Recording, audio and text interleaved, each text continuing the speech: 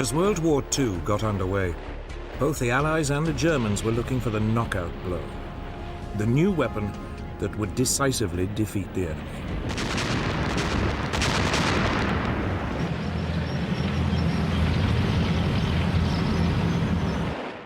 For Hitler's Germany, the problem was that Britain was an island. His tanks couldn't blitzkrieg across the Channel. The only way to defeat her was to strangle her seaborne supply routes.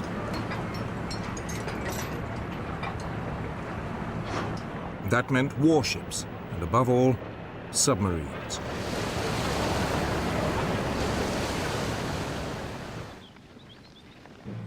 For the Western Allies, the problem was attacking Germany when there were no Allied troops in mainland Europe. The solution they adopted was strategic bombing.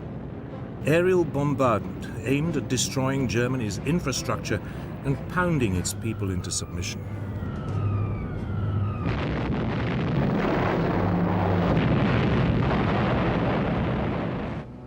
The two sides had adopted two very different tactics, but with one aim: to save their troops and to bring the war to an end as quickly as possible.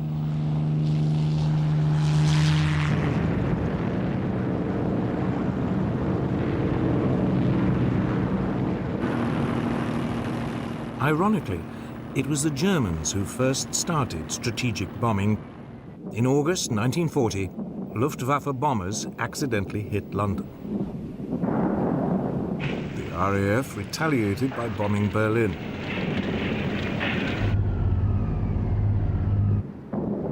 By the autumn, Germany was bombing Britain's cities almost daily, convinced the British would eventually crack.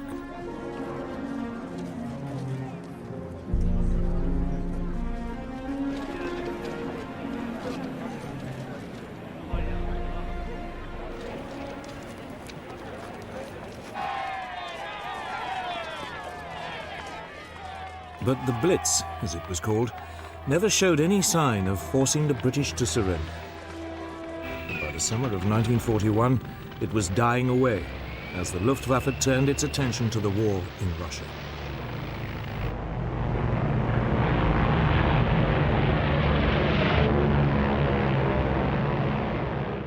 But for the British military command, bombing remained the only way of striking directly at Hitler's Germany.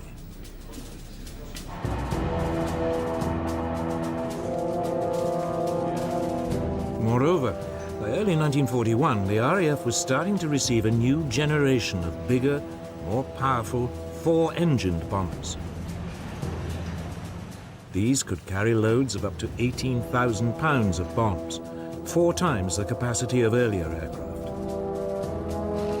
The first of these was the Short Stirling.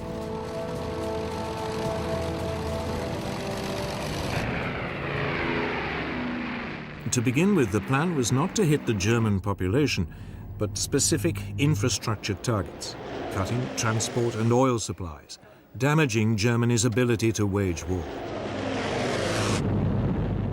But it suffered one central problem.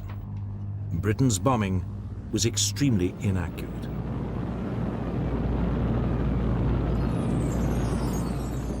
In August 1941, a secret British report showed that over the crucial German Ruhr industrial area, only 10% of British bombers were getting their bombs within 5 miles of their target. At the same time, the German air defenses were taking a terrible toll on British planes.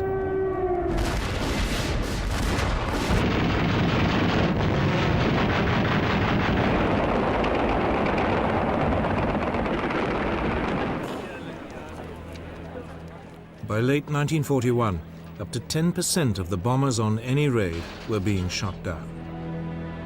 A loss rate which couldn't be sustained.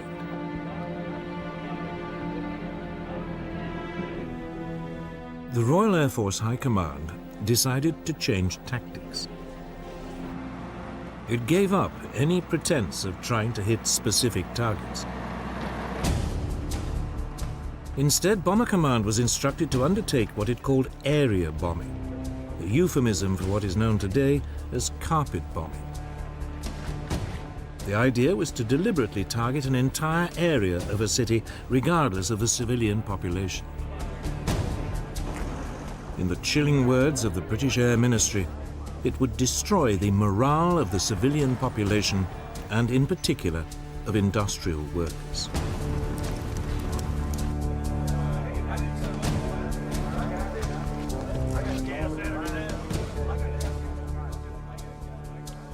Its leading exponent was Air Marshal Sir Arthur "Bomber" Harris, who was now appointed Commander-in-Chief of RAF Bomber Command.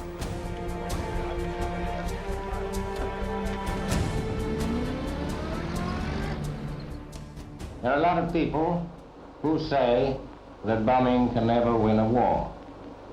Well, my answer to that is that it has never been tried yet, and we shall see. They sowed the wind, and now they are going to reap the whirlwind. In spring 1942, Harris launched what was, in effect, a huge public relations stunt for what he preferred to call strategic bombing. He gathered every available aircraft in Bomber Command. Over 1,000 took off for the German city of Cologne.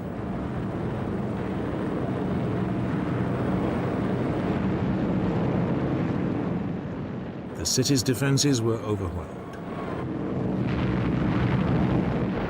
600 acres were destroyed.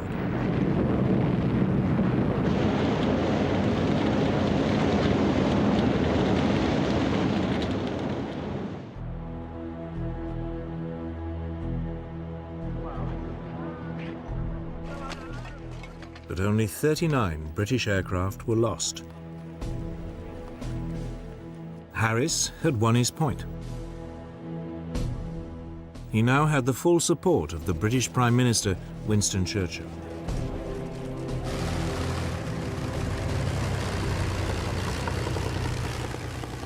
He also now had an outstanding new weapon, the Avro Lancaster, the finest heavy night bomber of the war.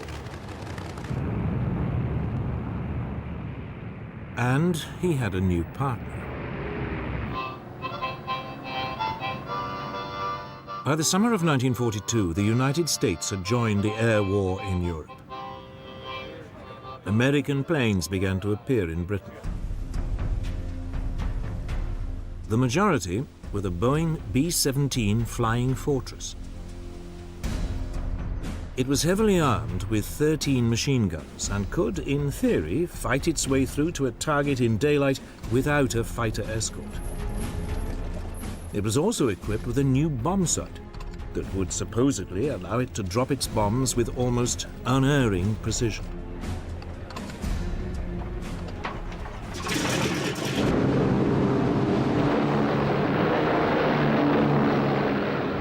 These features encouraged the Americans to ignore the lessons of the early British campaign and return to targeted raids on Germany's infrastructure. In August 1942, the Americans put the Flying Fortress to the test. 12 of them attacked marshalling yards near Rouen in France.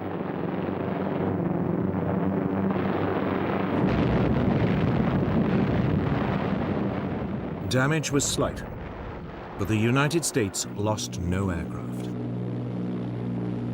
For the Americans, it was the proof that daylight raids on infrastructure targets could work.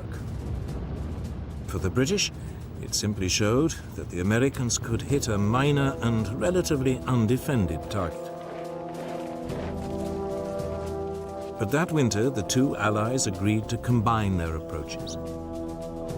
They would launch a massive bombing campaign against Germany's industrial heartland. The Americans would attack by day against carefully selected infrastructure targets. The British would attack by night, carpet bombing whole areas, destroying war production and civilian morale. They hoped it would be so devastating, it might even bring the war to an end.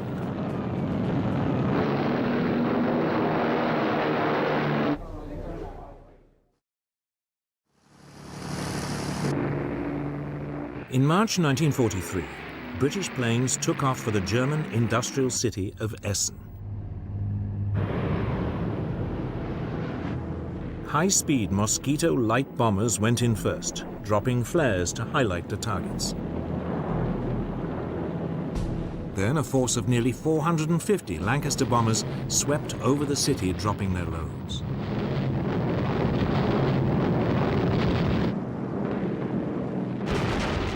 The German defenses were overpowered. Only 14 British aircraft were shot down.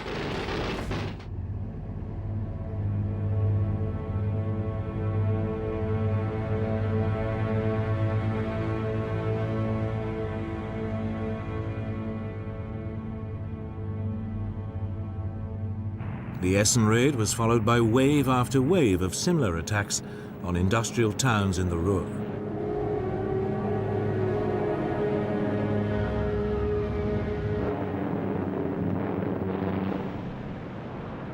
But the German air defenses now began to get the measure of the Allied attacks.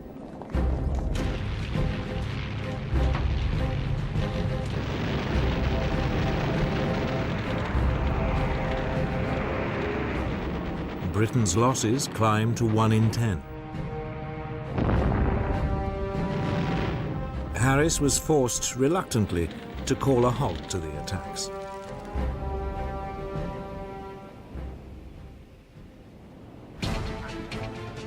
But then he was informed about a new Allied invention.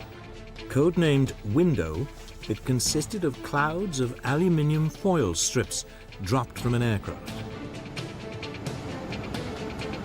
As the foil fell, it jammed any radar system.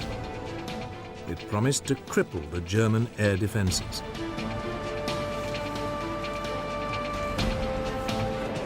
Harris seized on it, and 4 months after the Essen raid, in July 1943, he went back on the offensive. He called it Operation Gomorrah.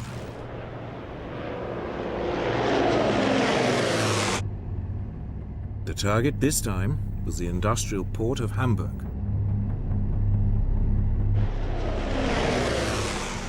Bombers equipped with Window jammed the German radar.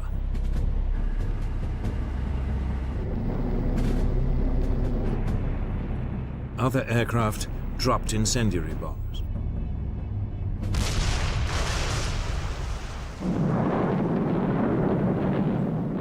A giant firestorm engulfed the city center.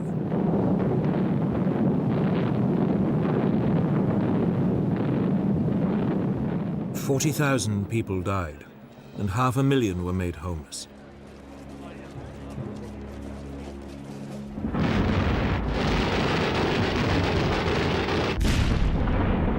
More raids on the port followed. It was an enormous shock to the German people.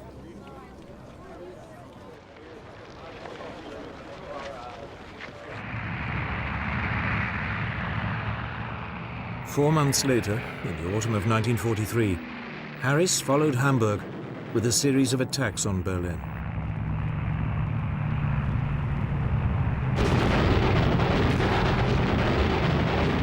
But by now, the Germans were learning to overcome the effect of Window, and by spring 1944, British losses were back at nearly 1 plane in 10. Worse, there was no sign German civilian morale was cracking. Harris's carpet bombing campaign was just not working. But neither was the American alternative of targeting infrastructure.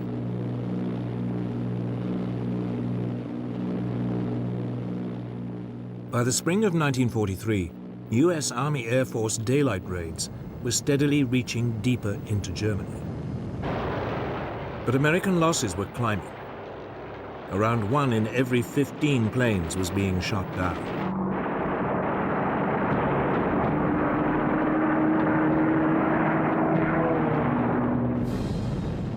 Yet undaunted, the American command now launched an attack on factories in the German towns of Regensburg and Schweinfurt.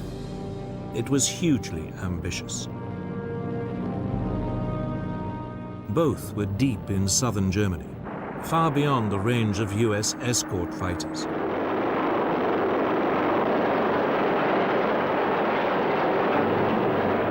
It was a disaster. The 380 flying fortresses, which US bomber chiefs had assured everybody wouldn't need a fighter escort, were harried and shot down. The loss rate was over 16%.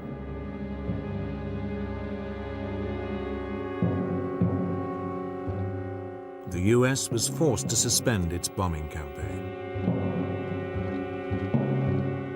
The war in the air had reached stalemate, and there was still no sign of it helping to usher in a victory.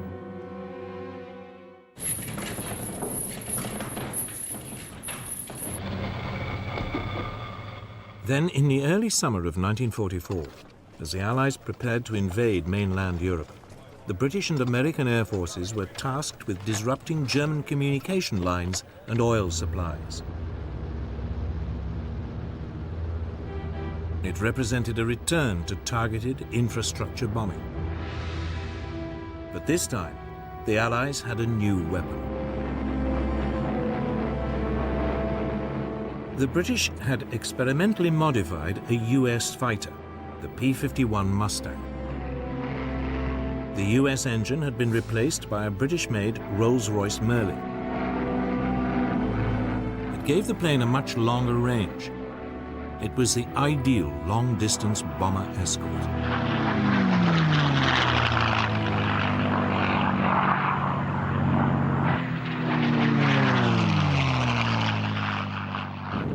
The Allied bombers hit bridges and roads leading to the German front in France with almost surgical precision.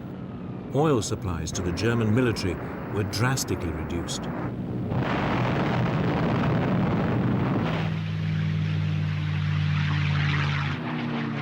Once again, the German fighters attacked, but they were now outmaneuvered by the Mustang.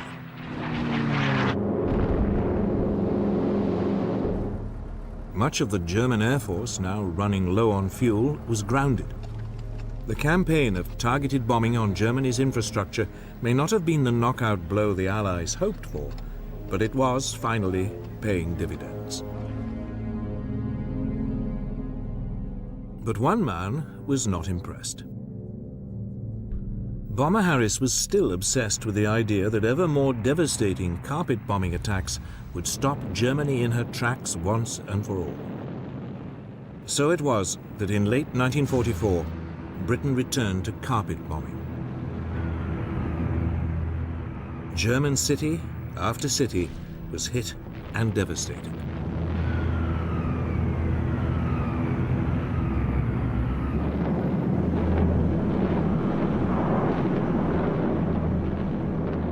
Then, in February 1945, Harris attacked Dresden, a city with virtually no military significance. The city's civilian population had been inflated by refugees fleeing bombing raids elsewhere. Yet Harris seems to have had no regard for civilian life.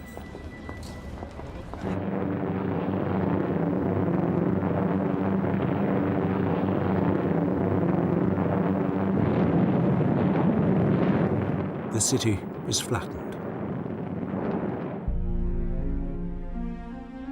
Some 50,000 people died.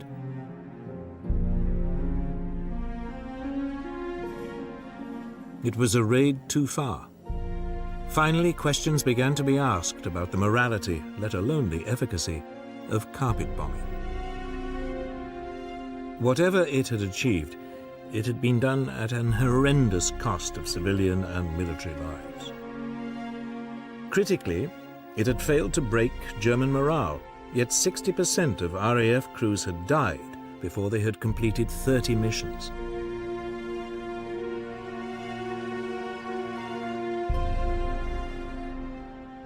For all the hopes put in it, carpet bombing had not come up with the knockout blow.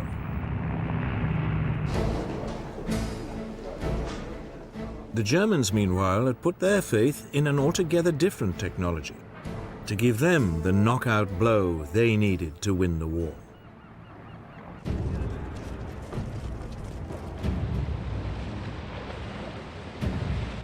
For Germany, Britain was a problem. It was an island, and for once Hitler's formidable land forces were useless. Britain also had a much more powerful navy. Yet Hitler calculated that if he used what he had strategically, he could fatally disrupt the sea convoys that were keeping Britain supplied with everything from oil to food.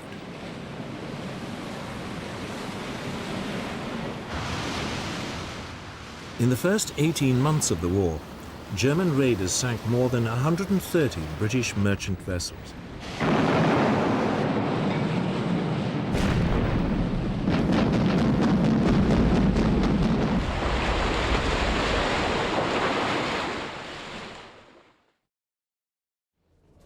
Some of the most effective raiders were the so-called pocket battleships, small but powerful warships designed in the 1930s to circumvent restrictions imposed on German rearmament after World War I.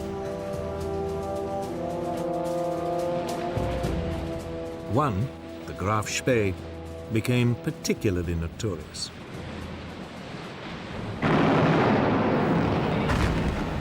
In a matter of weeks, she sank 9 Allied merchant ships in the South Atlantic before being cornered off the River Plate in South America and Scotland.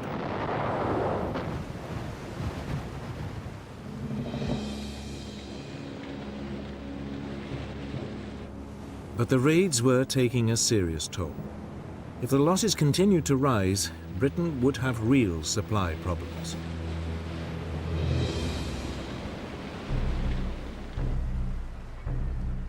Then, in early spring 1941, Germany's first and only 2 full-sized battleships completed their sea trials.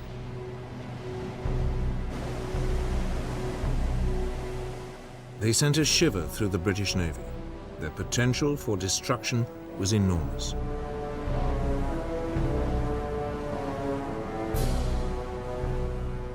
First into action was the Bismarck.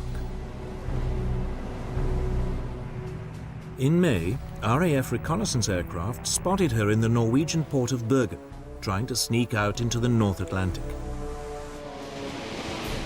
The British Navy set off in pursuit. 2 days later, the Bismarck was sighted in the North Atlantic.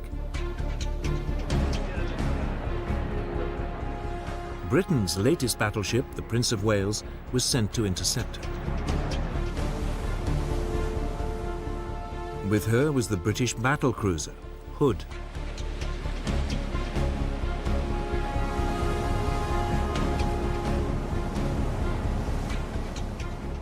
Early on May the 24th, 1941, the 2 forces met.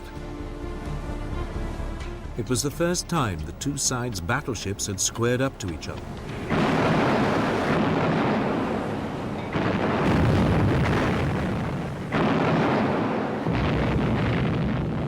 Almost immediately, a shell from the Bismarck plunged through the weak deck armor of the Hood.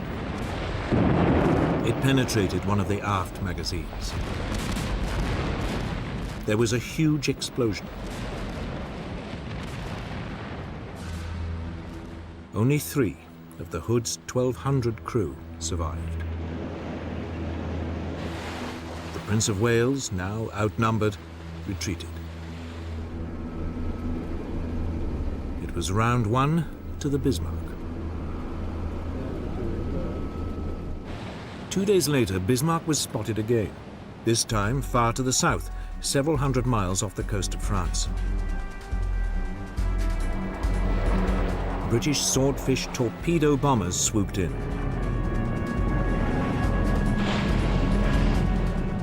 One hit and jammed the Bismarck's rudder. The following morning, 2 British battleships, the Rodney and King George V, caught up with the crippled Bismarck.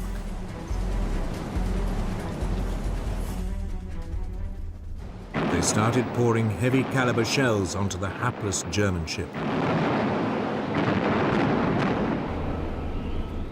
She was soon reduced to a blazing wreck.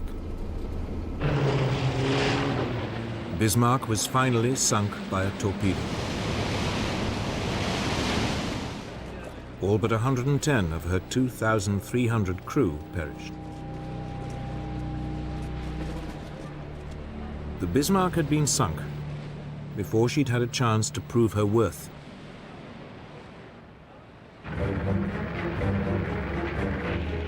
Then, in June 1941, Hitler invaded the Soviet Union. The war at sea entered a new phase.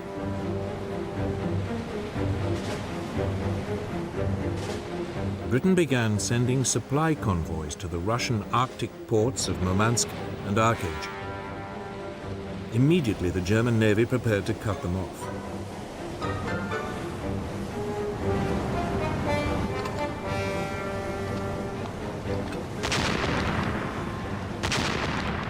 Convoy after convoy was attacked or threatened.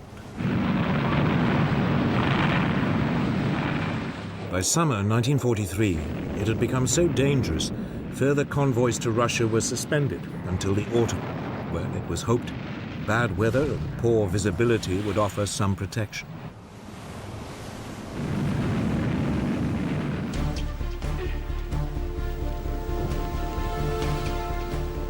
While the convoys were suspended, Britain turned its attention to one of the biggest threats it faced, the Bismarck's sister ship, Tirpitz.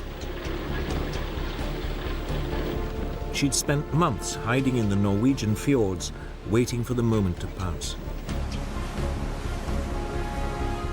All the while, the British Navy had been keeping her under close watch, determined to eliminate Germany's last battleship.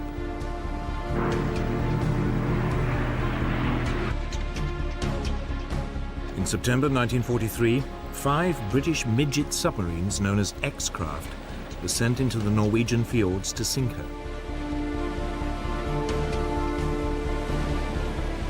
The attack caused only minor damage. By the following spring, the Tirpitz was once again ready to menace the Arctic convoys.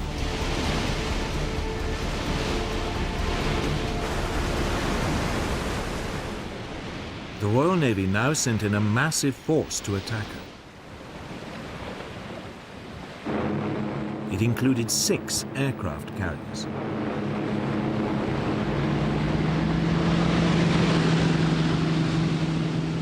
They took the Germans completely by surprise.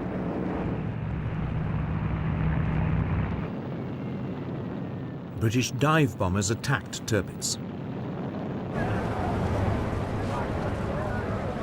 But she was heavily armored, and the relatively small bombs caused only superficial damage.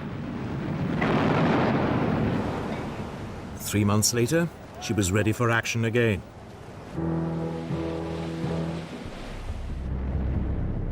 She was soon spotted in another Norwegian fjord. Lancaster bombers carrying massive 5-ton tallboy bombs were sent in to sink her once and for all. Tirpitz put up a smokescreen, which partially obscured her. Nevertheless, several bombs struck her bow, causing severe damage.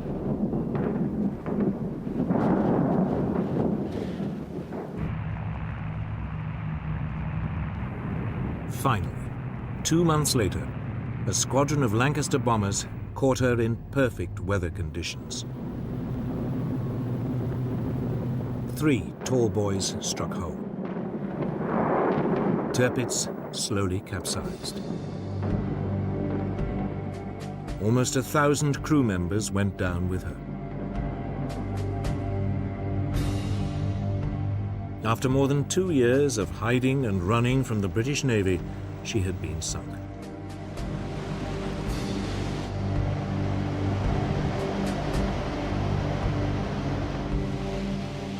Germany's battleships had promised much, but against the overwhelming might of the British Navy, they'd never had a chance to prove their worth.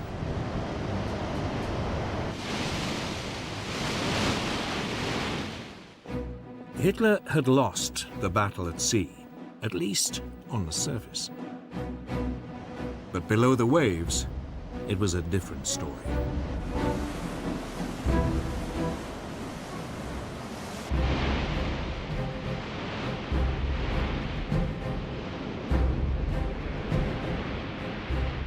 Germany's military planners had long expected that the country's U-boat fleet would play a key role in cutting Britain's supply lines.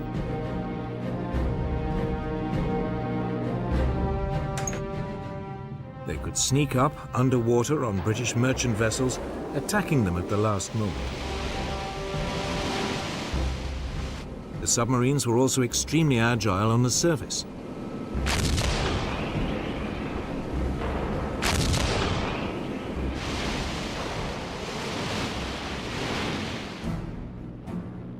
To combat the threat, Britain's merchant fleet was corralled into convoys for protection. But there was a serious shortage of anti-submarine ships to escort them. Many ships sailed without protection.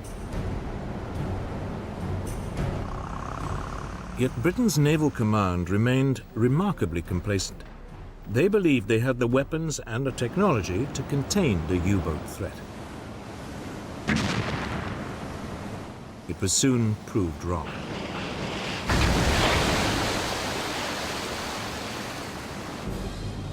In the early months of the war, Britain's supply lines were harassed and disrupted. Often the U-boats would attack on the surface, picking off merchant ships with their deck guns.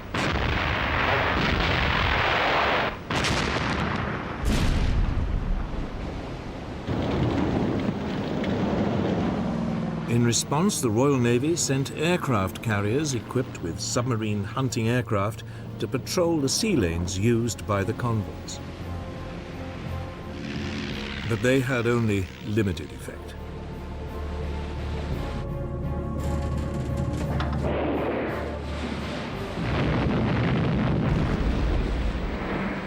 By the end of 1939, over 100 Allied merchant ships had been sunk by German submarines.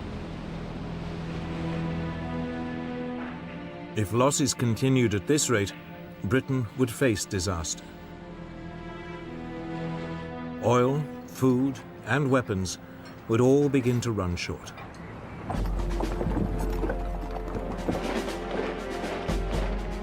Then things got even more difficult. Germany overran France. Suddenly, the German Navy, which until now had been largely bottled up in the North Sea, had access to France's Atlantic seaboard. They now had a base to attack Britain's Atlantic convoys. France's Atlantic ports filled with newly built German U-boats, particularly the Type 7C ocean-going vessel. Admiral Karl Dönitz, head of the German U-boat service, now organized his submarines into what he called wolf packs. A group would be lined up across a likely convoy route. As soon as one U-boat spotted a convoy, it called in the rest to attack.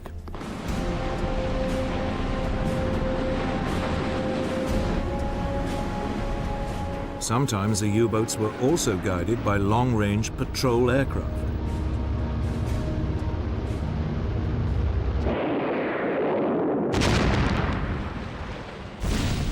By the end of October 1940, up to 40% of Allied merchant shipping per convoy was being sunk.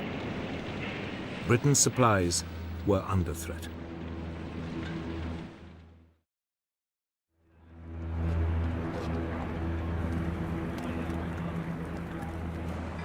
German U-boat crews called it the happy time, and top U-boat commanders became national heroes.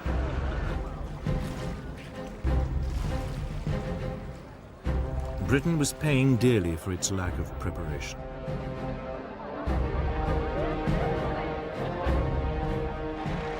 But finally, things began to change. A crash-building program of anti-submarine escort vessels was producing results.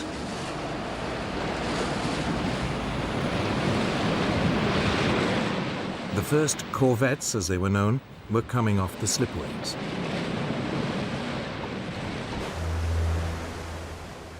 For the first time, Britain could set up permanent groups of warships to escort the supply convoys.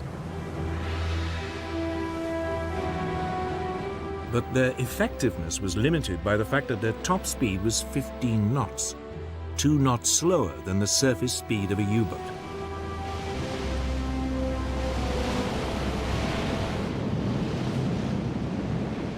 At the same time, the patrol aircraft of Britain's coastal command were equipped with depth charges.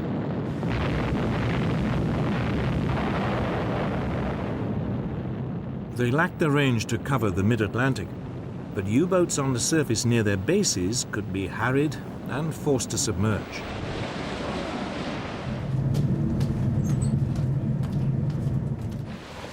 Then, as in the bombing campaigns, it was a series of technological breakthroughs that really came to Britain's help. In early 1940, a new type of radar, known as centimetric radar, was developed. It was smaller than existing systems, and for the first time could be fitted to escort ships and aircraft.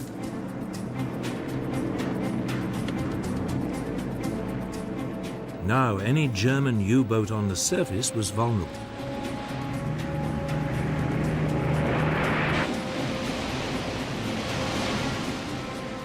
Some months later, there was a second technological breakthrough. Huff-Duff was a radio detector. Anytime a German U-boat surfaced to communicate, Huff-Duff could pick up the radio signal and pinpoint its exact position.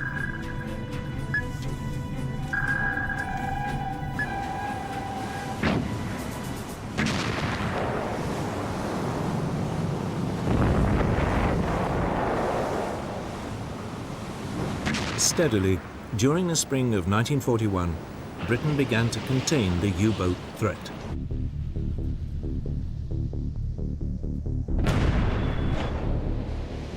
Merchant shipping losses fell by more than half.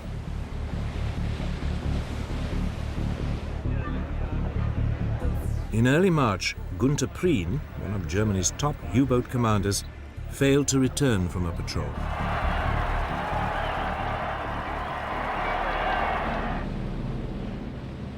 Shortly afterwards, 2 more top German U-boat commanders lost their lives in quick succession.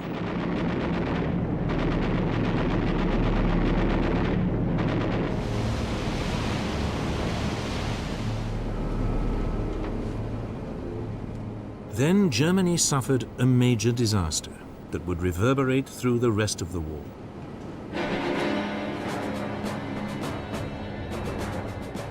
In May 1941, the British destroyer Bulldog forced U-110 to the surface and captured the submarine. On board was an Enigma machine used for encoding German signals. More importantly, Bulldog also captured the naval code books that went with the machine. It would provide vital assistance to Britain's code breakers. Soon, unbeknown to the Germans, Britain was getting a real insight into German naval communications.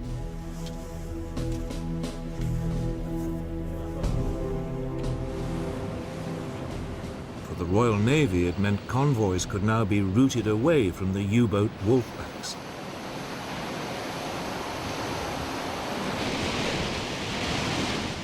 Germany's submarines had to work harder and search further to find and sink their prey.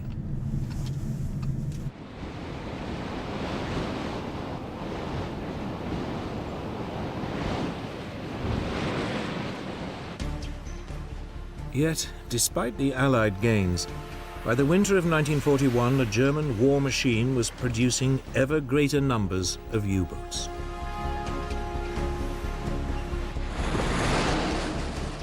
The long-term outlook for Britain's supply routes still looked ominous. Then, in December 1941, the war at sea changed decisively.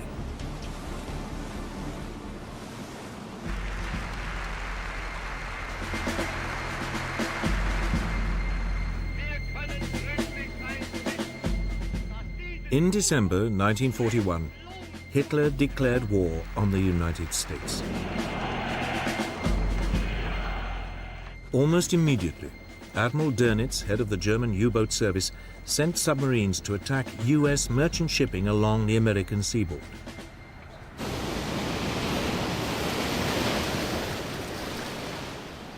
At first, only a few of his submarines, the new Type 9, were capable of making the long voyage from Europe.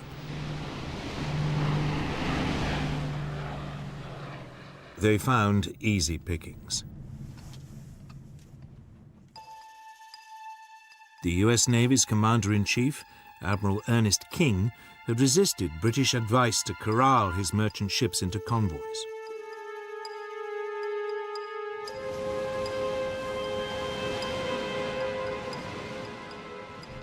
Over a 3-month period, more than 400 US merchant ships were sunk or destroyed.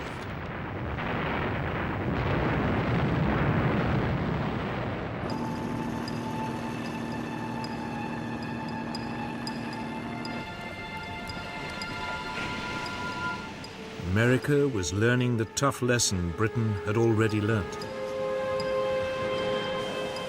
Something had to be done.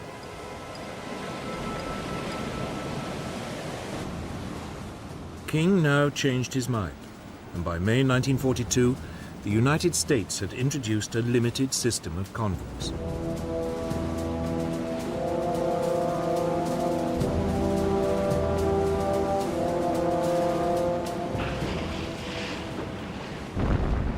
By July, the US losses were falling. It forced the Germans to adopt a new tactic. They would concentrate their U-boats in one particular part of the North Atlantic, the Black Gap, the area in mid-ocean too far from land for anti-submarine aircraft to reach.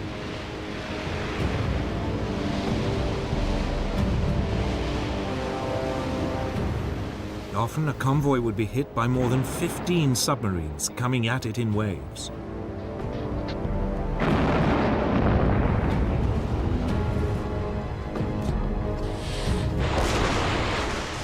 During October 1942, 56 Allied ships were sunk in the Black Gap.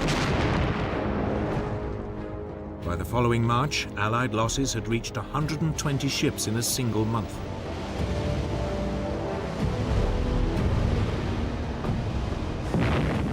During the same month, the Germans lost only 12 U-boats. Hitler's tactic of disrupting Britain's supply lines so severely the country would collapse seemed a real possibility. It looked as though his U-boats might win him the war.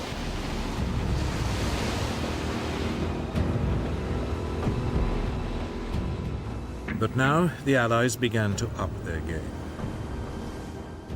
Britain had brought in a new commander.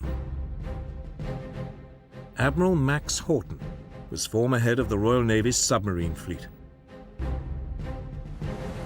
His first move was to set up permanent groups of destroyers and frigates that would provide additional support to convoys, rushing in as soon as an enemy wolfpack was spotted. Equally importantly, a string of yet more technological developments came on stream. The Hedgehog was an anti-submarine mortar that fired 24 bombs.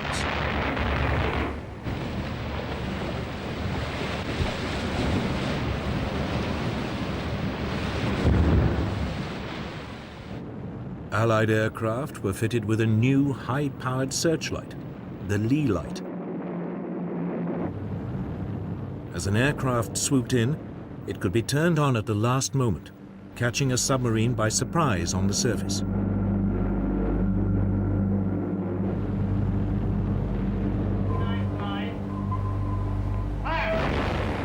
The steady technological advance now began to pay off.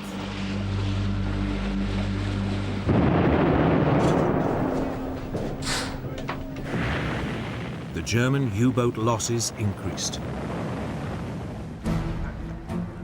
The German commander, Admiral Dönitz, struggled to regain the initiative. In April, he ordered an all-out U-boat attack on convoy ONS-5, a convoy of 43 merchant ships traveling from Liverpool to Canada. It was designed to be a demonstration of German naval force. 40 U-boats descended on the convoy.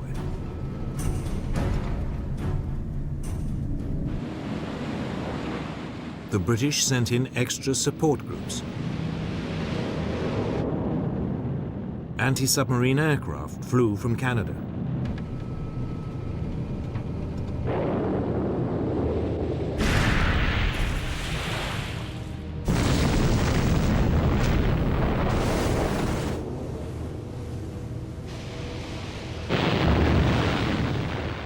It would take 4 days for the Allies to beat off the German attack.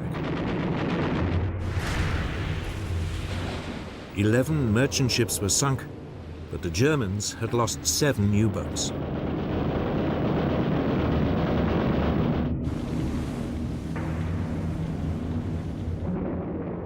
Two weeks later, Dönitz tried again, attacking a second convoy.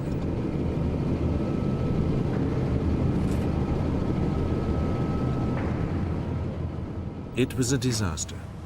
5 U-boats were sunk without a single merchant ship being lost.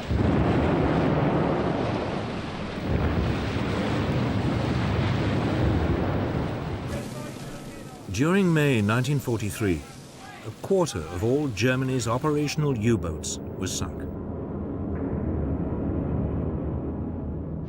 The Germans were finally beginning to lose the U-boat war in the Atlantic.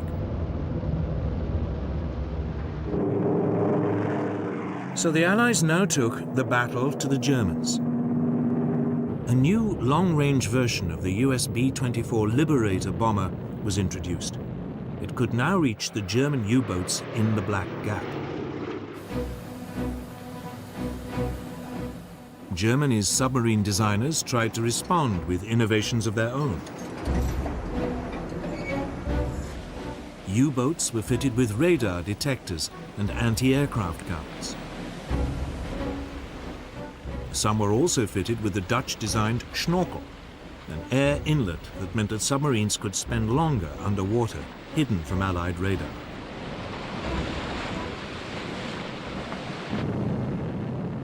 But it was too little, too late.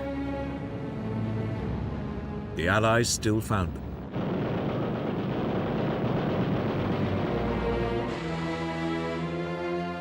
Hitler's U-boats were now pinned down in port. It was too dangerous for them to roam the ocean freely. German attempts to find an answer became increasingly desperate. They now produced a revolutionary new submarine. It was known as the Type 21.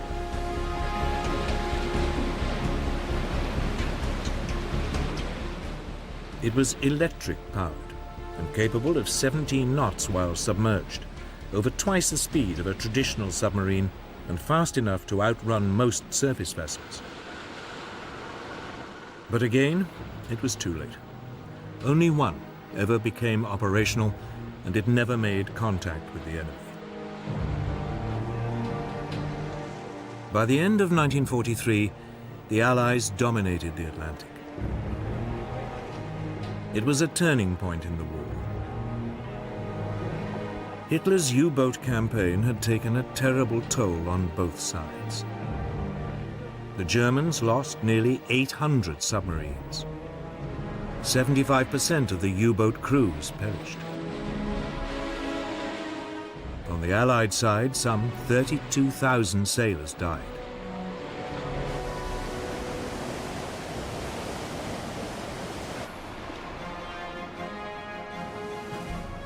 But now, at last, with the U-boats out of the way, great waves of US troops and equipment could flood across the ocean in preparation for the invasion of Europe. Victory in the Battle of the Atlantic would fundamentally change the course of the war.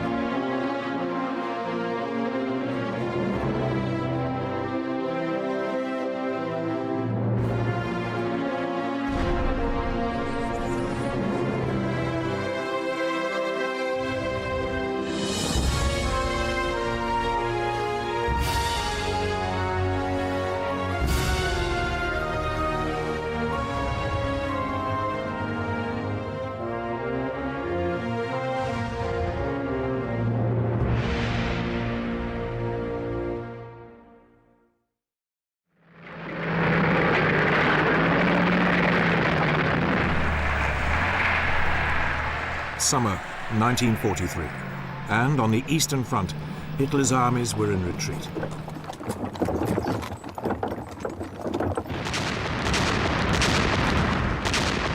Huge Soviet artillery barrages and tank assaults were shredding the German lines.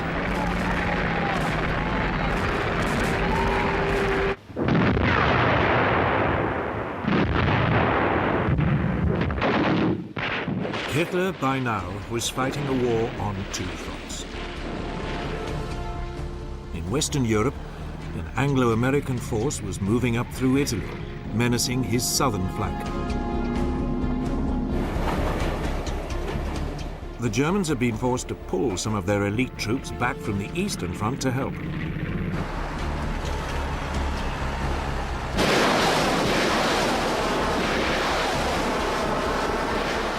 It left their forces in the east dangerously overstretched. The exhausted German soldiers were up against the enormous reserves of the huge Soviet military machine. The Soviet leader, Joseph Stalin, now seized this opportunity to wreak his revenge and move onto the offensive.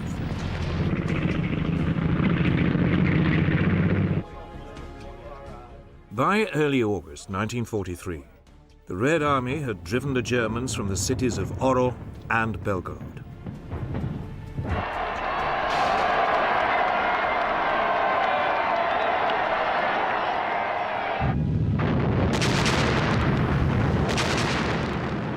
To celebrate the victories, Stalin ordered 12 124-gun salvos and a barrage of fireworks in Moscow's Red Square.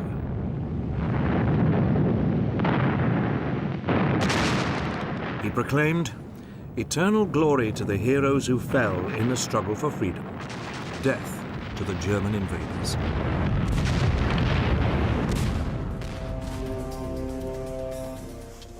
In Germany, Hitler's response was to take greater personal control of all important military decisions.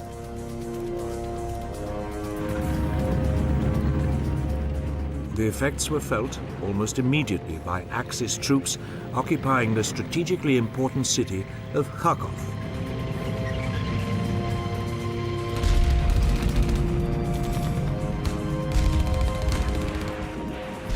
The Soviet forces approached the city from three sides.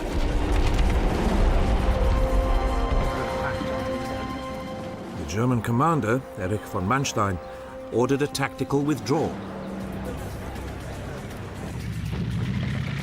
Hitler immediately countermanded it. Kharkov should be held at all costs. Hitler would not accept anything that would reduce what he called Lebensraum, the land he believed Germany needed to ensure its greatness.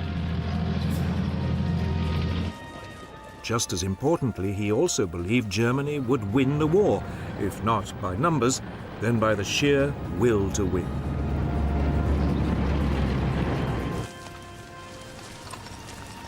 The Germans dug in.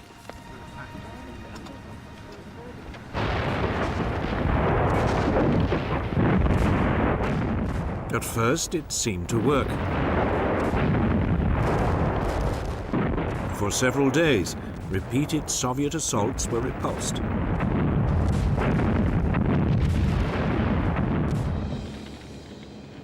More than 300 Russian T-34 tanks were destroyed.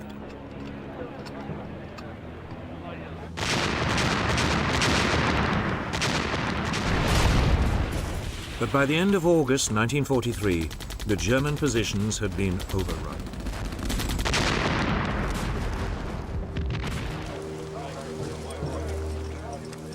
Eventually, Manstein went against his Führer.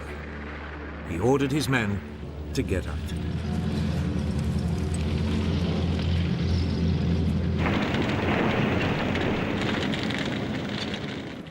The Red Army drove into the ruins of Kharkov the next day. It marked the beginning of a massive Soviet offensive along a 1,500-mile front.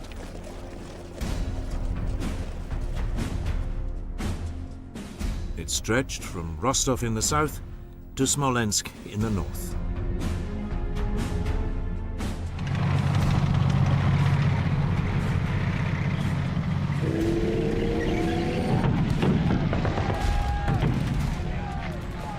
the southern end of the front, near Rostov, the Russian breakthrough threatened to trap pockets of German soldiers in the Crimea.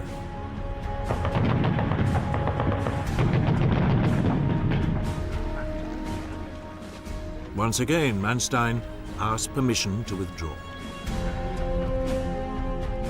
All he got was a message from Hitler. "Don't do anything. I am coming myself." But he never did. The German military was forced into another last-minute, chaotic retreat.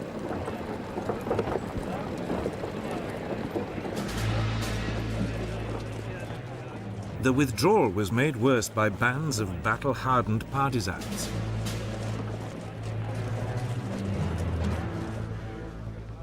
Many were former Red Army soldiers who had been cut off behind enemy lines.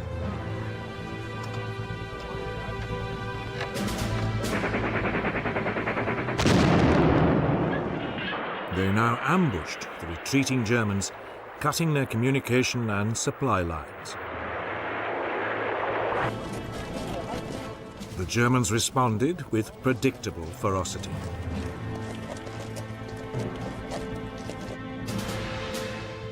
There were savage reprisals against the civilian population.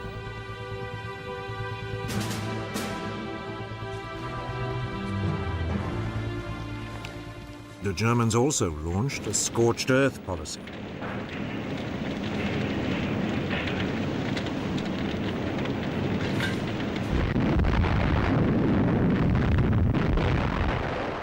Factories, power plants, railways and bridges were all blown up.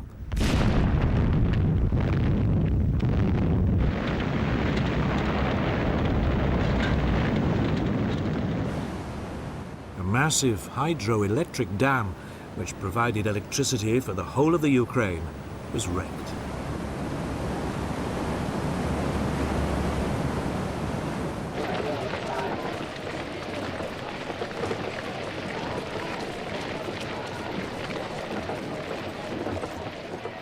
Meanwhile, in the center of the front, the Germans fell back across the river Dnieper. As they fled, they blew up yet more bridges, turning the river into a formidable defensive line.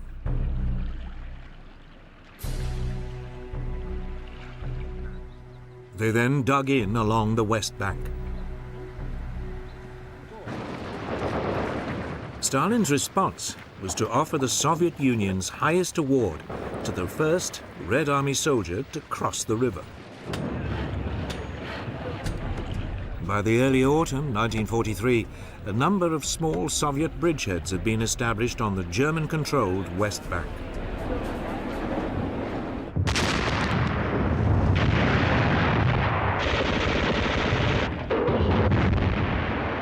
But they met determined German resistance. Fighting raged along the Dnieper throughout October 1943.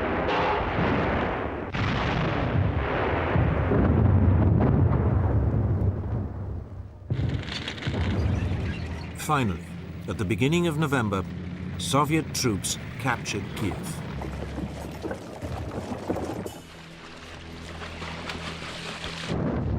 All along the river, the Germans were pushed out of their defensive positions and forced to retreat still further west.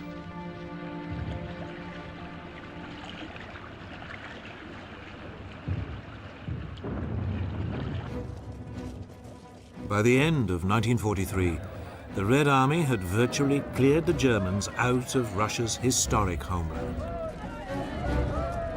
They were now moving west across the Ukraine.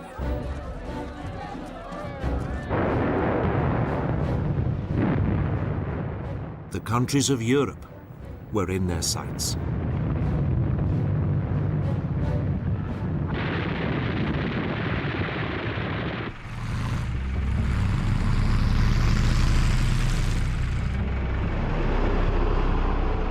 By spring 1944, Hitler's armies were in full retreat.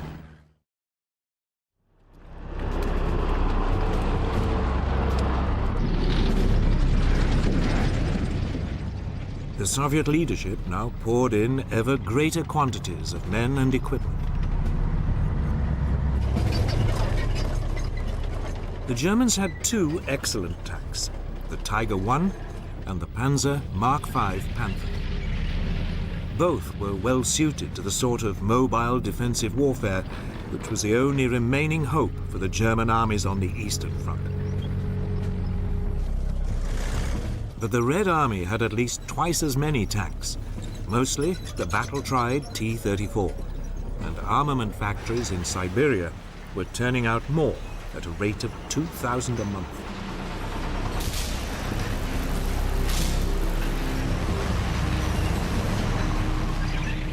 While Hitler was forced to divide his forces between a war on two fronts, Stalin's war machine was working flat out. 6 million Soviet troops faced less than 3 million Germans.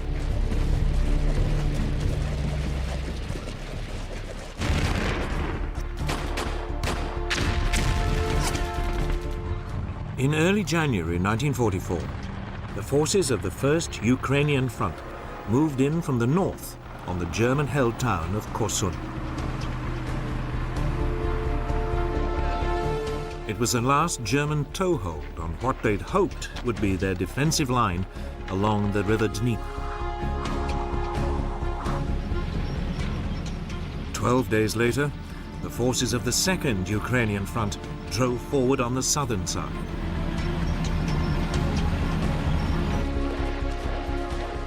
The attack followed a by now well-established Soviet pattern. First, there was a build-up of an overwhelming number of troops. The Germans were never quite sure where the first assault would come from.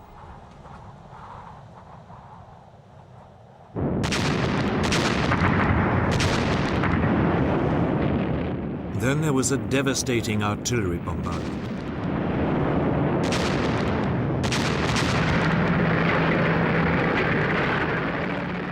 Next, the massed tanks of the Red Army would punch a hole through the German defenses.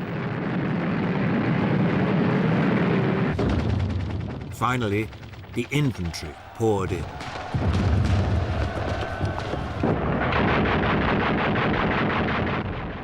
In Korsun, it quickly became obvious to the Germans they were about to be overwhelmed.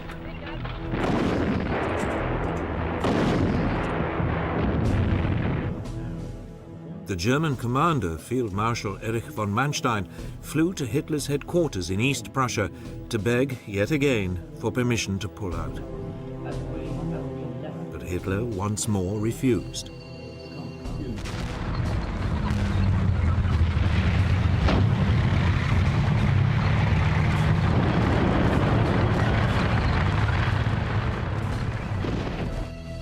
After a week of fierce fighting, about 60,000 men were trapped in what became known as the Korsun Pocket. The Soviets called it Little Stalingrad. The German forces now attempted to break out.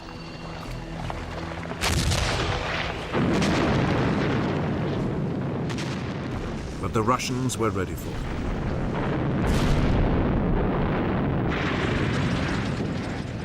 T-34 tanks and Cossack horsemen harried the Germans as they tried to escape.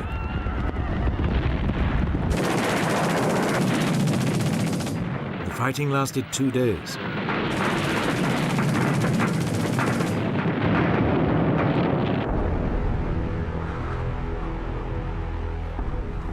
By the time Korsun fell, the Germans had lost some 30,000 men.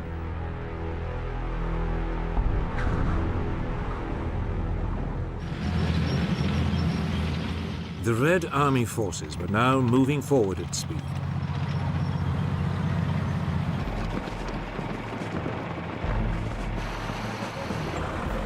Their advance was made possible by fleets of trucks, mostly provided by the United States, that kept their forces supplied.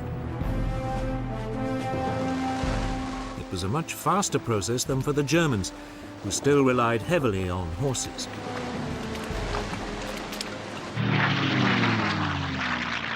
The Russians were also dominating the skies.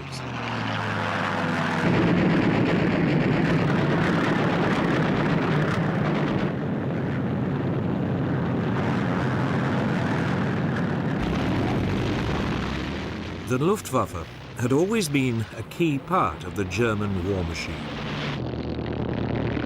But Hitler had been forced to divert many of his aircraft to defend the homeland from a US and British bomber offensive. As a result, Russian planes outnumbered the Luftwaffe 5-1. The Red Air Force's Stormvik fighter bombers took a heavy toll on German armor and supply columns.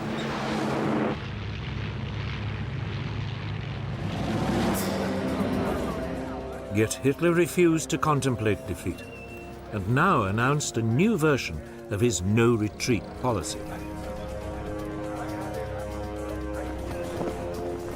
He ordered the German troops to create what he called fortified areas, or local strongholds. These were to be defended to the bitter end. Only with his personal approval could any of these fortresses be abandoned. It was a desperate ploy, and would come to cost the Germans dearly. One of the first tests of the new strategy was near the Ukrainian town of Kamenets-Podolsky. Here, 20 divisions of panzers were threatened with being cut off. But Hitler declared it a fortified area and refused to allow a retreat.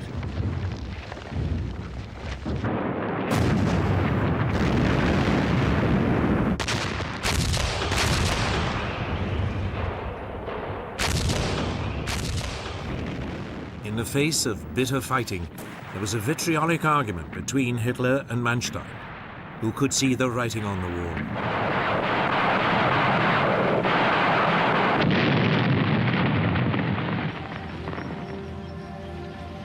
Finally, Manstein got his way, and the panzers were given permission to break out.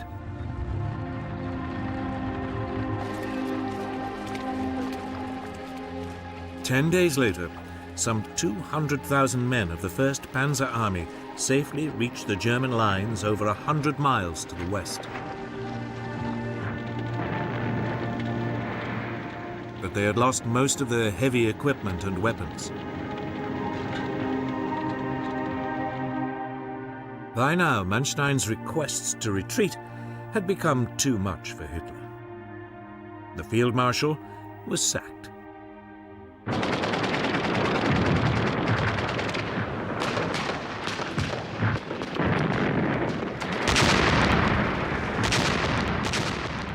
Further south, the Germans attempted to hold back the Soviet torrent on the Yezhny Bug River.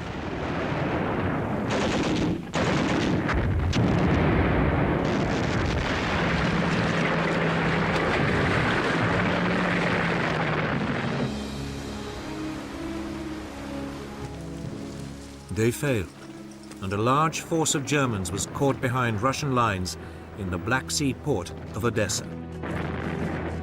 They too faced being cut off. In early April 1944, Hitler declared it a fortress. But the German troops ignored him and slipped out of the city.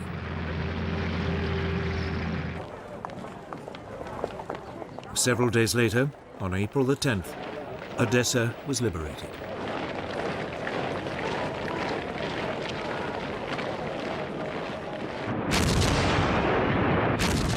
Stalin was winning on all fronts. He could now turn his attention to the northern Russian city that had suffered under Nazi assault for years.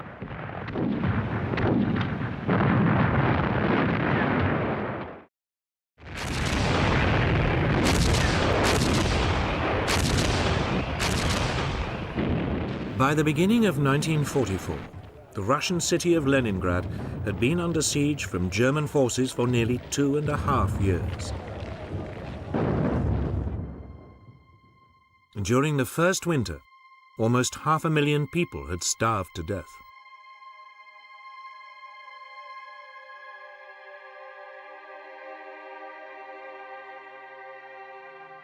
Volunteers struggled to put out fires and construct defenses.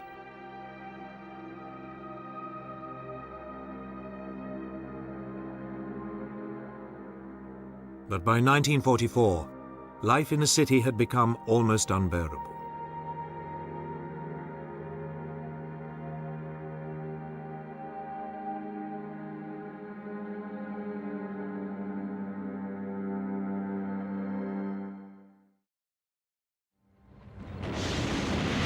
Several attempts to relieve it had failed.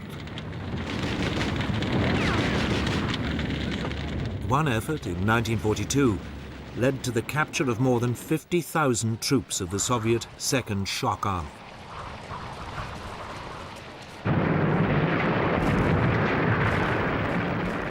Another, in 1943, had enabled a trickle of supplies to get into the city.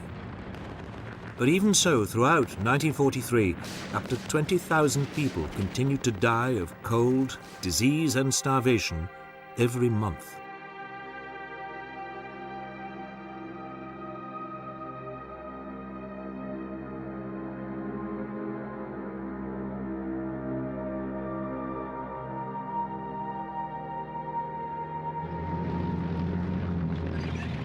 By January 1944, however, with the Germans in headlong retreat, Stalin now turned his attention to the plight of the city.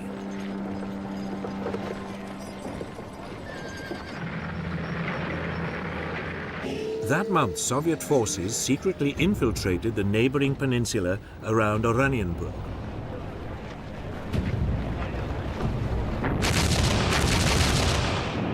The attack on the German positions started with a savage 65-minute bombardment.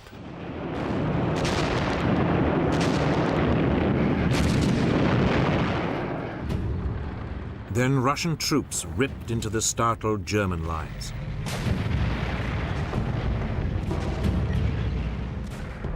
At the same time, another Soviet force attacked from the northeast around the city.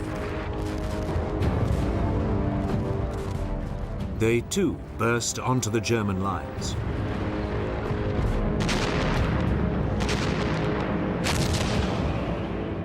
For 3 days, the German commander, Field Marshal Georg von Köchler, held out.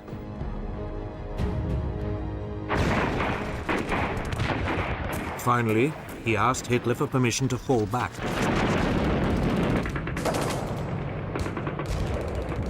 Hitler, as always, refused.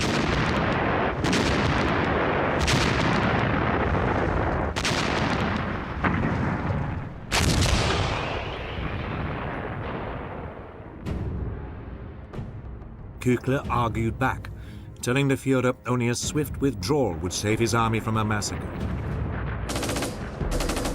Hitler sacked him. He was replaced by General Walter Mödel. He was known as Hitler's fireman for his fierce loyalty and avid Nazi outlook.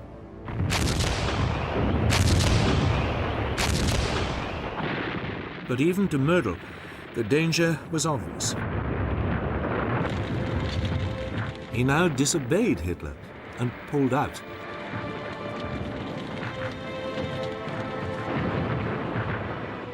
After 2.5 years, the siege of Leningrad was finally lifted. Nearly 1 million Russian civilians had died.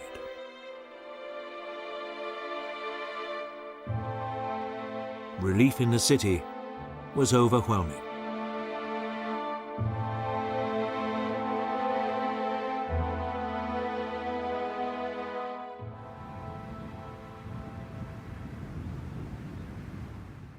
The first fallout was in neighboring pro-German Finland, which now feared a Soviet invasion. So in March 1944, a secret Finnish delegation arrived in Moscow to discuss peace. Stalin's terms were harsh. He demanded the Petsamo region in the far north of Finland, an area rich in nickel, an important ingredient in the manufacture of metal alloys. He also demanded reparations of $600 million.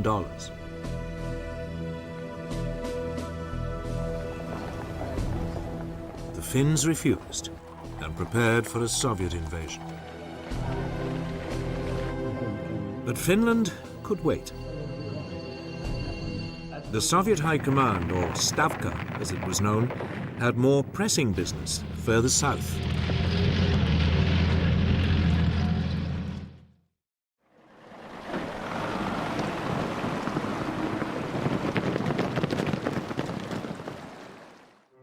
The Red Army offensives in the Ukraine in late 1943 had trapped 120,000 German troops in the Crimea.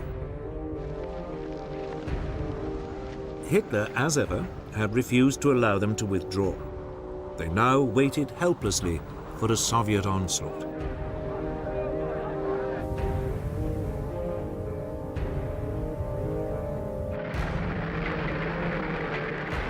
In early April, 2 months after the lifting of the siege on Leningrad, it came. The troops of the 4th Ukrainian Front crashed into the Crimea from the north.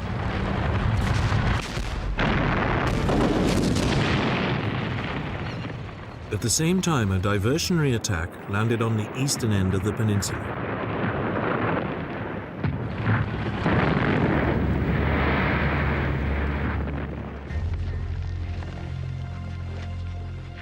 In less than a day, the Axis troops in the west had given way.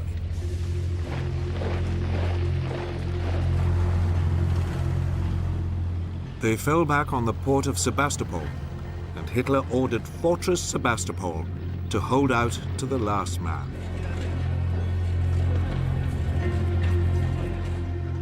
They didn't stand a chance.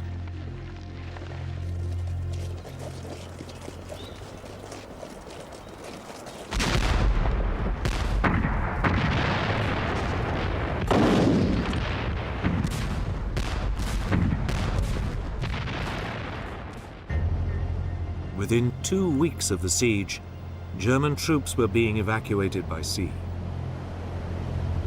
40,000 men escaped, but some 30,000 defenders were still trapped in the port.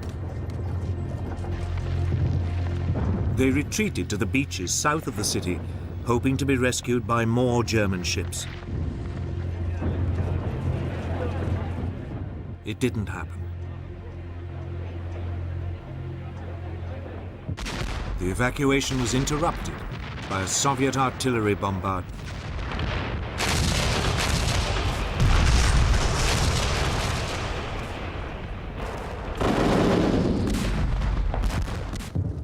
Three days later, the Germans surrendered.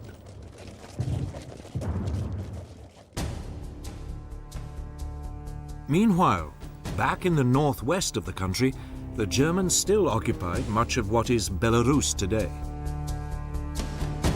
But the Red Army had grabbed a vast bulge of land stretching into Poland and Romania. It meant the Germans had to defend a 1,400-mile front. They were hugely overextended.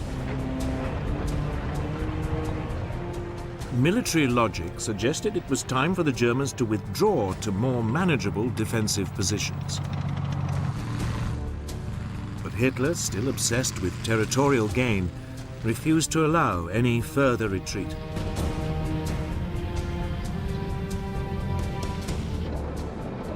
The German military would continue to pay a high price for Hitler's constant meddling and unrealistic ambitions.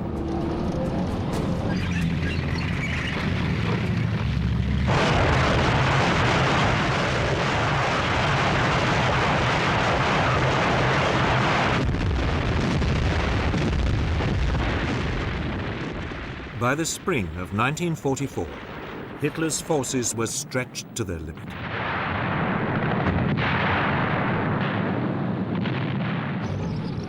All along the Eastern Front, there was a desperate need for reinforcements.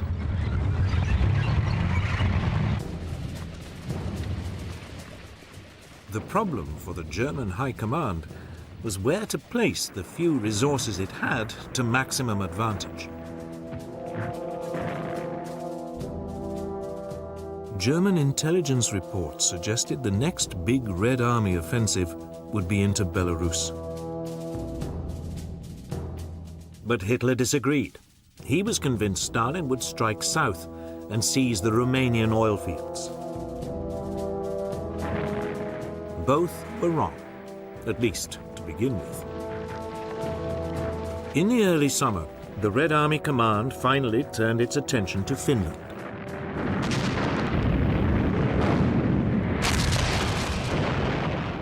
Russian troops attacked across the Karelian Isthmus.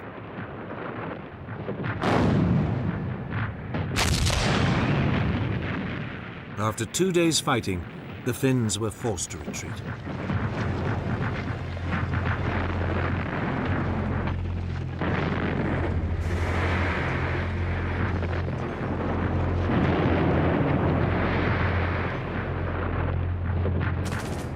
Slowly, over the next month, the Red Army advanced north into Finland.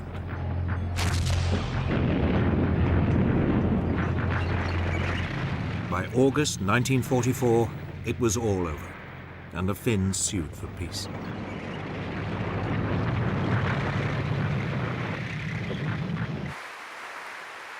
It was now that Stalin showed the first signs of a pattern that would be repeated across Europe.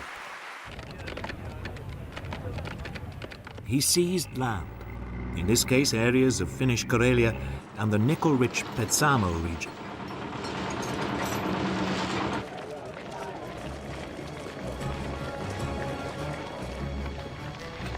Next, Stalin's attention turned to Central Europe. In the summer of 1944, he launched what he called Operation Bagration, named after a Russian hero of the Napoleonic Wars.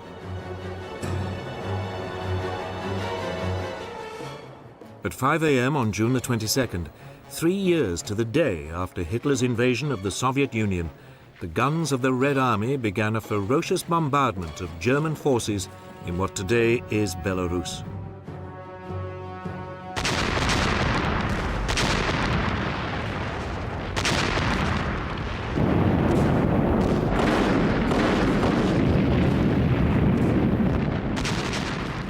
It was exactly where, months earlier, German intelligence reports had suggested a Soviet attack would come.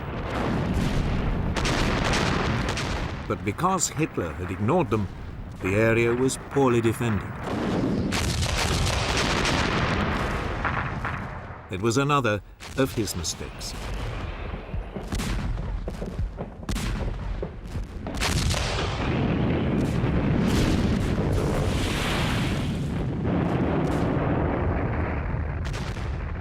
The Germans were now being pounded along a 350-mile front.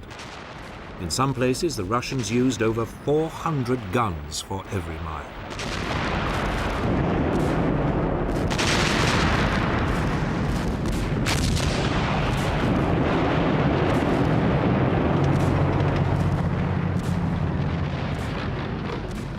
The barrage was followed, as always, by a torrent of Soviet tanks and infantry crashing into the German defenses.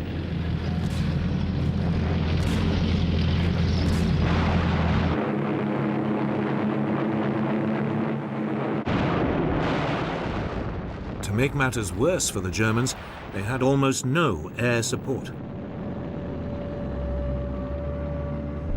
Much of the Luftwaffe was still tied up defending the German homeland.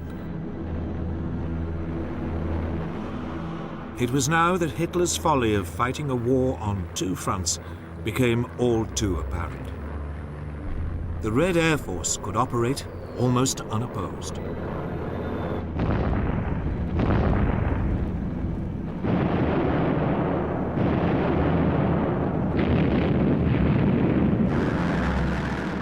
Russian planes struck deep behind German lines, cutting communications and harassing reinforcements.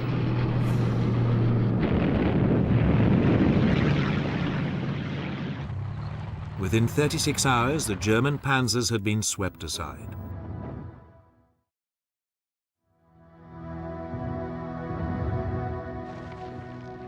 About 50,000 men faced encirclement in the German-held town of Vitebsk.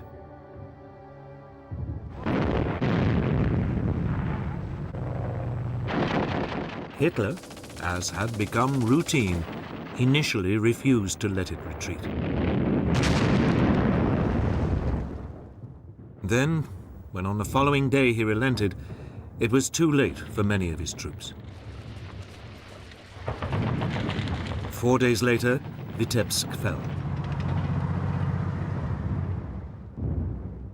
20,000 Axis troops were killed and 10,000 taken prisoner.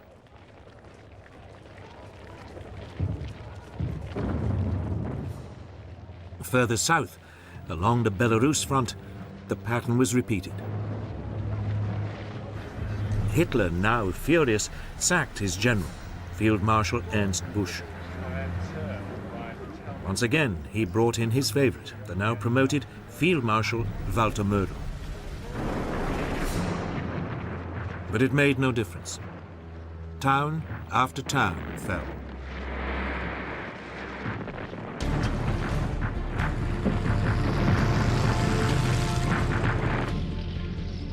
The regional capital of Minsk was now within reach.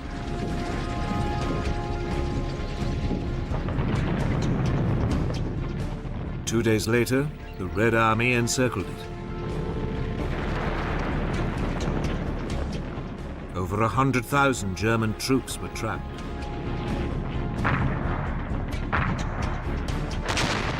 Soviet forces bombarded them.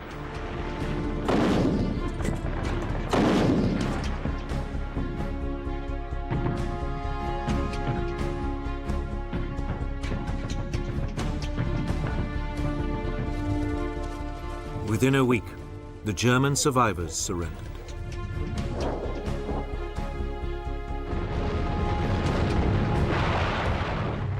The unstoppable Russian advance now pushed on to the Baltic states.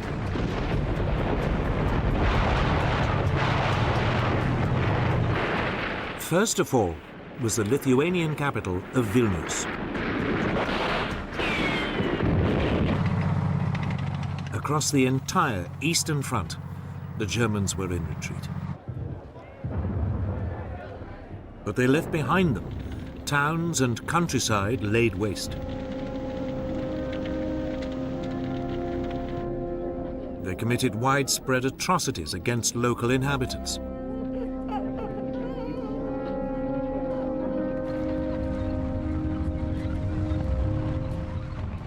Nothing, however, could have prepared the Red Army for what it was about to discover. On July the 23rd, 1944, Soviet forces reached the small Polish village of Majdanek, near Lublin. Here they came across their first evidence of Hitler's final solution: the Majdanek extermination camp. It was a camp designed for the murder of Jews on an industrial scale. But as the first Soviet reports of what they'd found leaked out, the Western Allies simply dismissed them.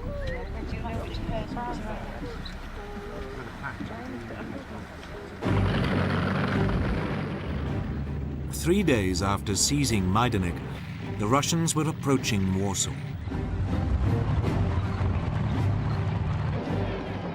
But here the Red Army paused.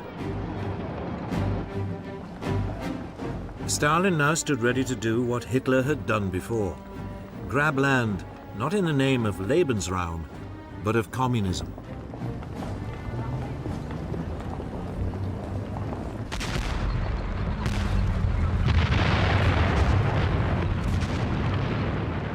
By the summer of 1944, Operation Bagration had ripped the heart out of the German army in the east.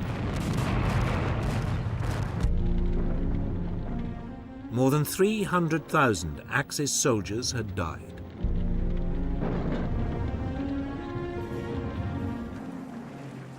A 150,000 had been taken prisoner.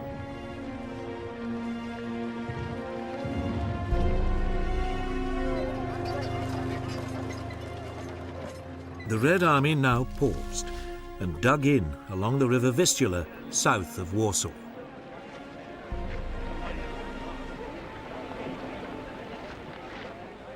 Stalin was in no hurry to bring the war to an end. With Europe in turmoil, conditions were ideal for the spread of communism.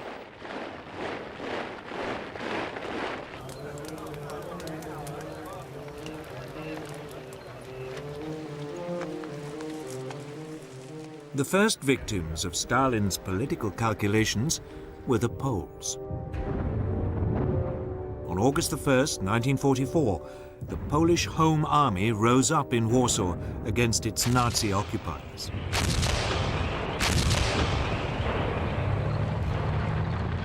But it desperately needed help.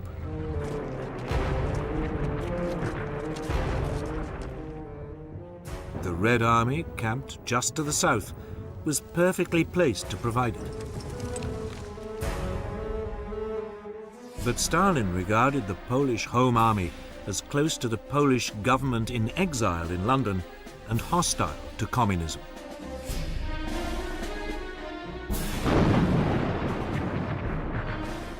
So he turned a blind eye to the plight of the Polish fighters.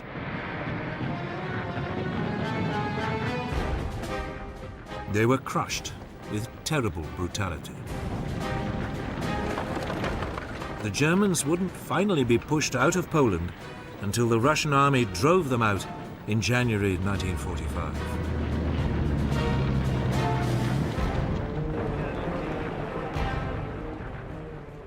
It was the start of a Soviet master plan that would eventually see communist governments across most of Eastern Europe.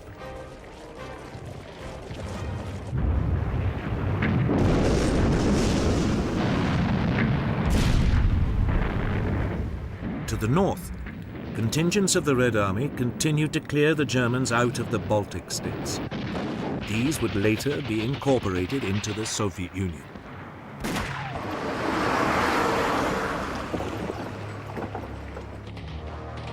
Near the Latvian capital of Riga, over 200,000 Germans were trapped behind Russian lines.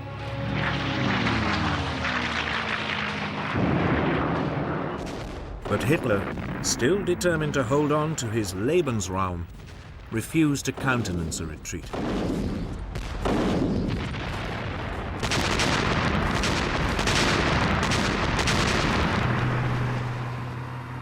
Even so, gradually the German forces were pushed back to the Baltic coast.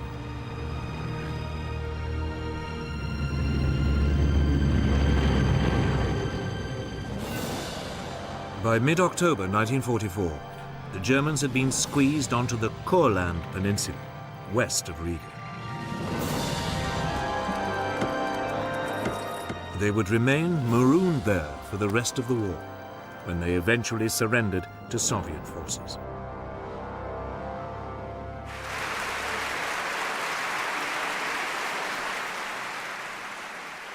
Stalin, meanwhile, was already sizing up other territory in Eastern Europe. He could have moved directly west towards Germany. Instead, units of the Red Army moved south in a vast thrust down through the Balkans.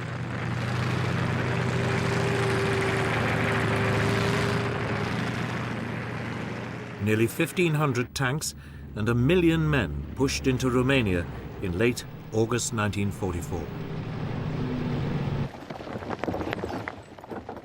The defending Axis forces had less than 400 tanks and just 800,000 troops.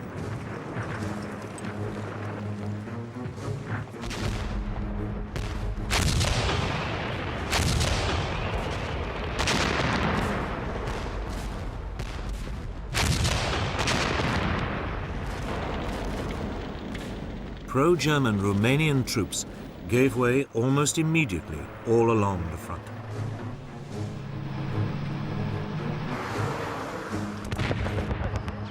3 days later, large pockets of German troops were surrounded near Kishinev. Hitler issued his standard command: no retreat.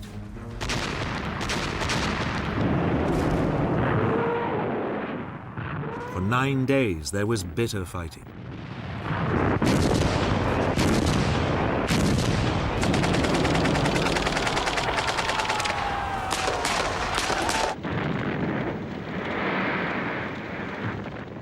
Over 180,000 German troops were killed or taken prisoner.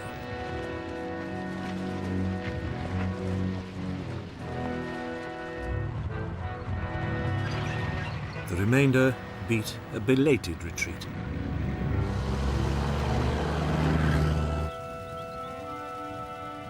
In late August, Romania's pro-German dictator, Marshal Ion Antonescu, was arrested.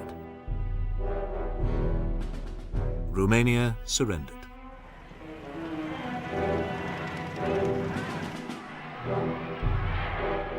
By the end of the month, the Red Army was in Bucharest and had occupied the strategically important Romanian oil fields. It meant Germany had lost its main supply of oil. 3 Soviet armies now moved south into Bulgaria.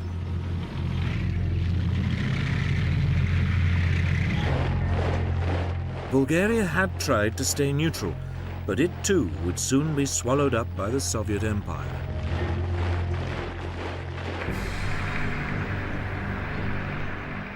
Meanwhile, the rest of the Russian forces now moved west towards Yugoslavia.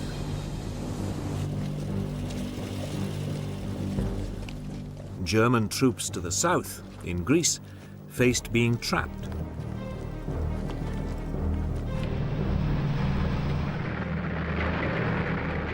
They began a hasty retreat up through Albania and southern Yugoslavia.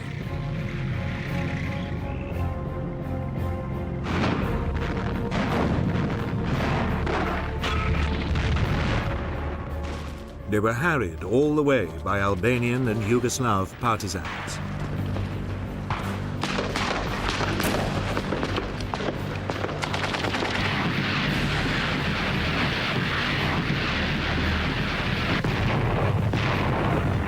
By mid-October 1944, the Red Army had reached the Yugoslav capital of Belgrade.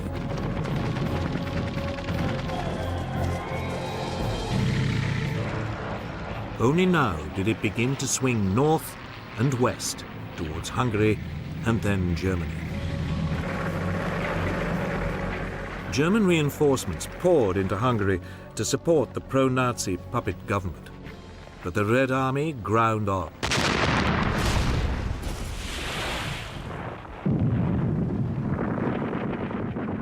Eight weeks later, it laid siege to Budapest.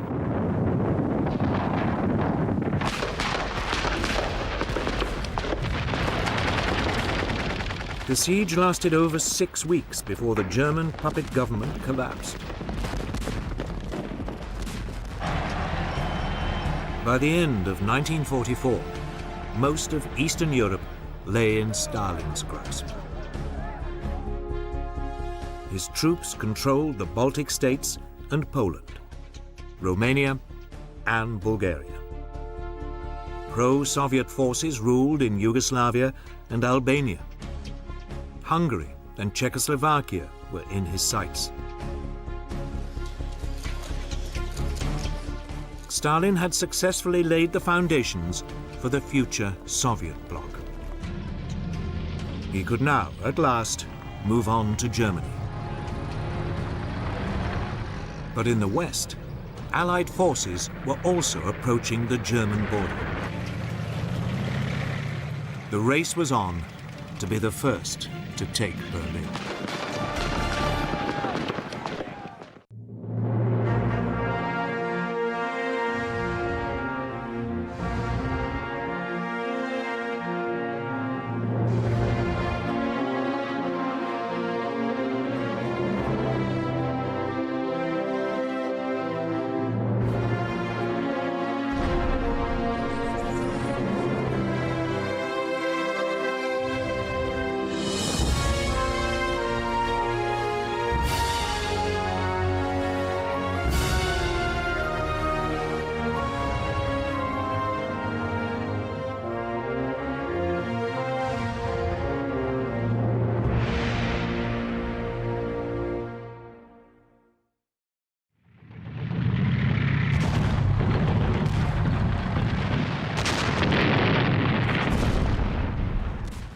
1944, and on the Eastern Front, Hitler's forces were being pushed back towards the German border.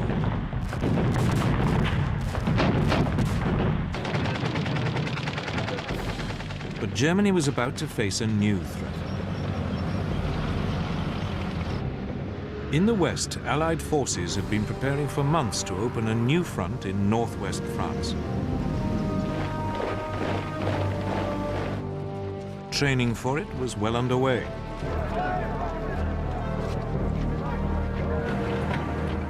But it was an attack Hitler had long been expecting. His problem was knowing when, and above all where, it would come.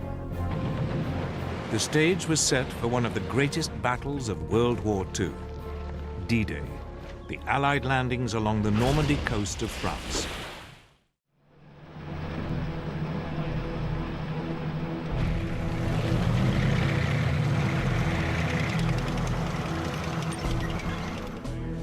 Since the early years of the war, Britain's Prime Minister, Winston Churchill, had always been certain that at some point an Allied invasion of Northern Europe would be necessary.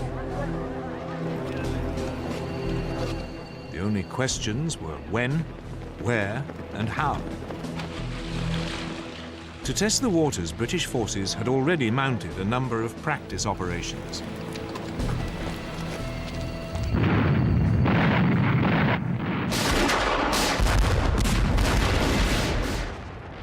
In December 1941, British commandos raided the Vargso Islands off the coast of Nazi-occupied Norway.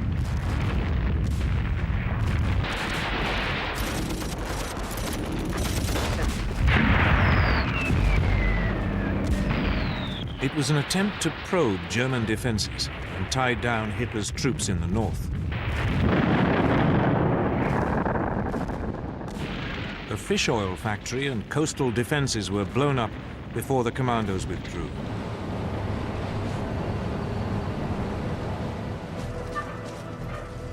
Eight months later, Canadian and British troops were sent in to mount a more ambitious raid on the French port of Dieppe.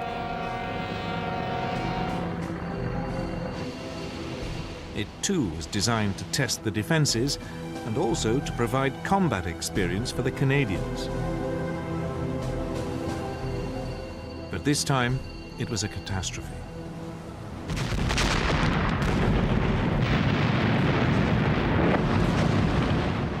As landing craft approached the main beach, they were met by withering fire.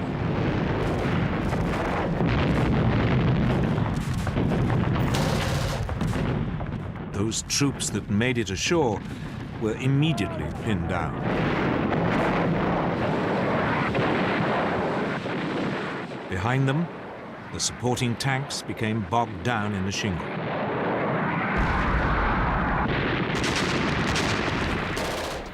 Few managed to scale the sea wall.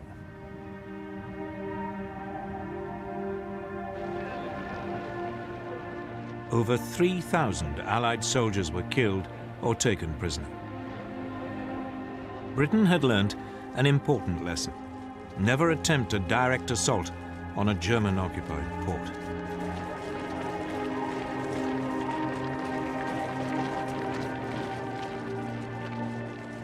Equally importantly, the Dieppe disaster reinforced the British view that an invasion of Europe could not be rushed. Churchill understood it would require careful planning.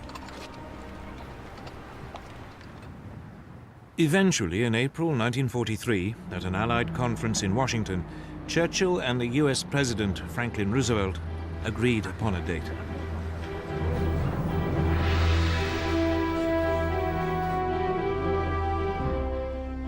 D-Day, or Operation Overlord as the seaborne invasion of France was formally called, would take place in the summer of 1944. But by now, the Germans were preparing for it in earnest. Since the winter of 1941, they had been building an Atlantic wall. It was a massive series of fortifications running along the European coast from Denmark to the Spanish border. gun emplacements had been constructed at likely landing sites. Beaches had been mined and covered in barbed wire. Obstacles had been placed in strategic places to block landing craft. Hitler had boasted, "I am the greatest builder of fortifications of all time."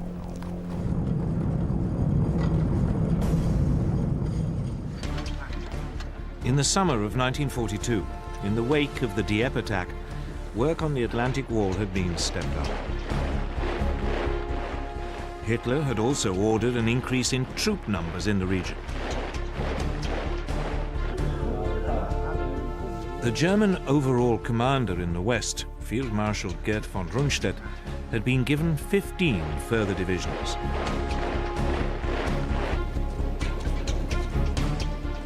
But the Western European coast stretched for some 2,000 miles. He didn't have the numbers to man the entire length.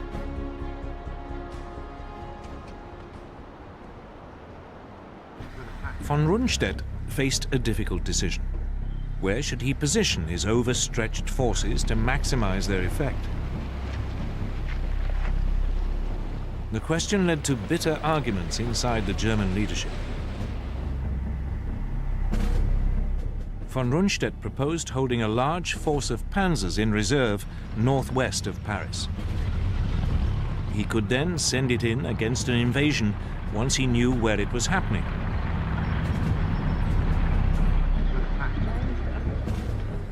But the hugely respected Field Marshal Erwin Rommel, commander of the troops covering the sector from Holland along the French coast to the Loire, had a different view.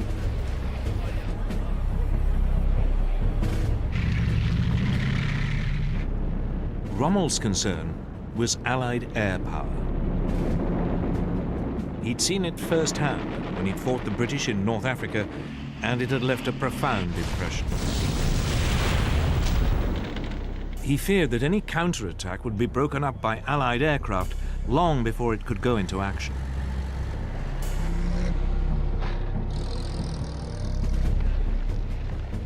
Rommel had also inspected Hitler's Atlantic Wall and found much of it wanting. It had forced him to the conclusion that the best place to position the panzers was as close as possible to the most likely landing sites. That way, an invasion could be immediately pushed back before it got a foothold. Hitler compromised. Rundstedt was given a small force he could hold in reserve, though Hitler himself would have the final say as to when it could be used. The rest of the additional troops was scattered along the entire Atlantic seaboard, in accordance with Rommel's wishes.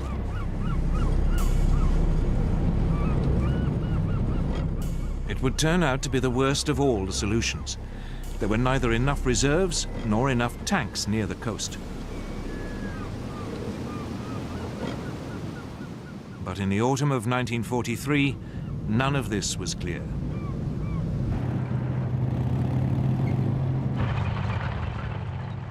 In Britain, the Allied planners were also grappling with the problem of location. Where was the best place to land? Their chief planner, General Frederick Morgan, quickly realized there were two principal options: the Pas-de-Calais and Normandy. The Pas-de-Calais was clearly the favorite. It offered the shortest sea crossing, and it offered the shortest and most direct way to Germany. But it was also the most obvious route, and Morgan was sure the Germans were expecting it. So he decided to wrong-foot them. Morgan would land in Normandy. It was the beginning of a huge gamble on which the fate of hundreds of thousands of soldiers would depend.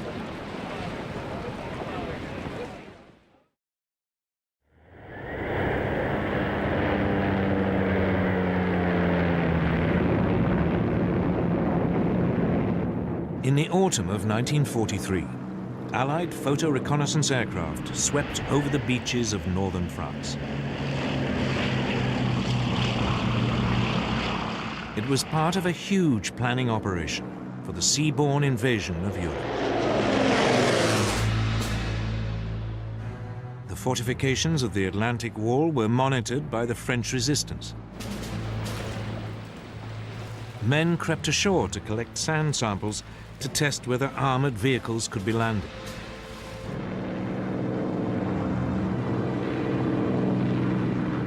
Northern France became the most reconnoitered coastline in the history of warfare.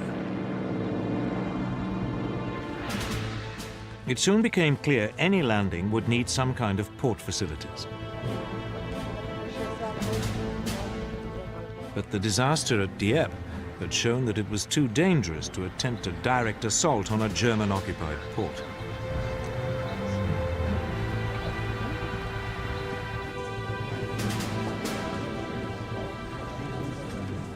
Britain's planners were forced to come up with an ingenious alternative.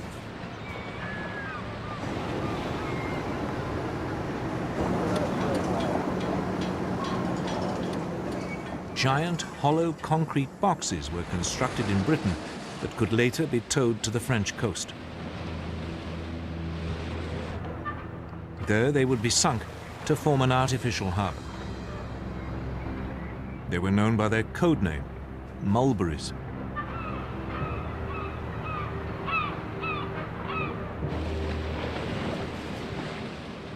The mulberries would be supplied with fuel by a pipeline unwound from giant reels and dropped on the seabed. It would run for 100 miles.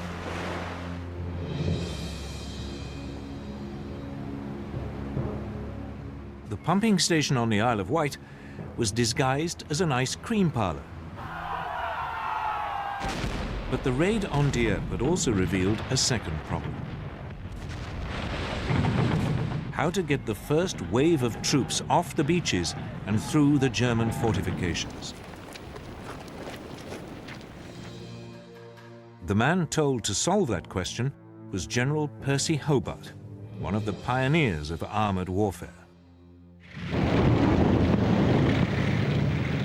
Hobart came up with a series of ingenious devices. The troops called them the funnies. They included such extraordinary machines as flamethrowers and floating tanks. Flail tanks for clearing mines. The bobbin for laying firm paths across sand or shingle.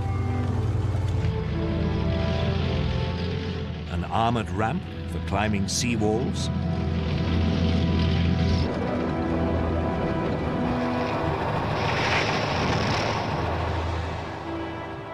The fascine carrier for tackling ditches.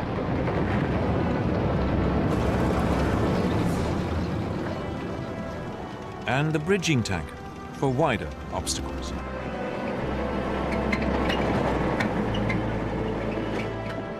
That left just one problem: how to stop the Germans rushing in overwhelming reinforcements before the Allies had established a foothold.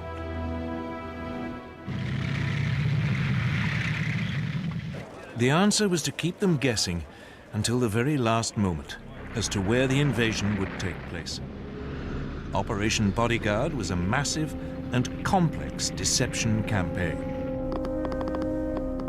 German double agents in Britain now began sending back to Germany huge amounts of carefully coordinated false information. This emphasized that the main landings would be in the Pas-de-Calais, although a feint attack might be launched in Normandy.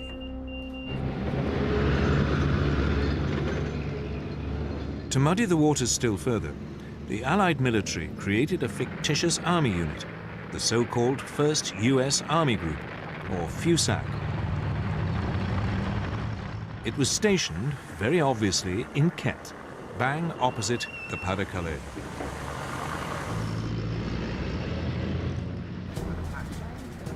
The man in charge of it was the pistol-toting US General George Patton, who'd been removed from action in Sicily after slapping shell-shocked soldiers.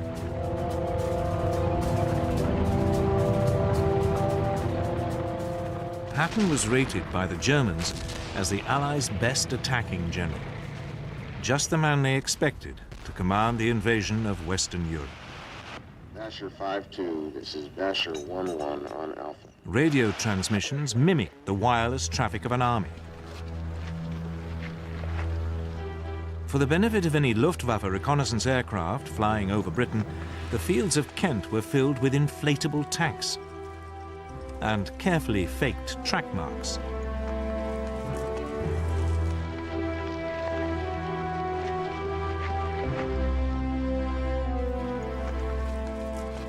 There were dummy aircraft made of wood and canvas. Harbours along the Kent coast were filled with dummy landing craft.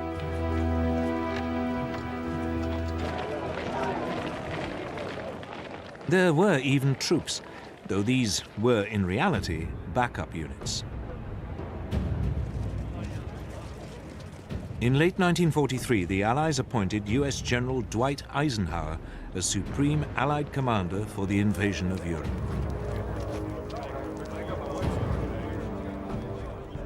British General Bernard Montgomery would be in overall command of the initial assault troops.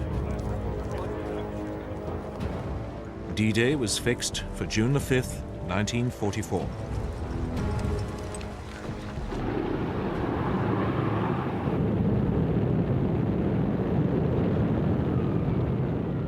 Two months before the landing, Eisenhower launched an elaborate air offensive to disrupt German links to the coast.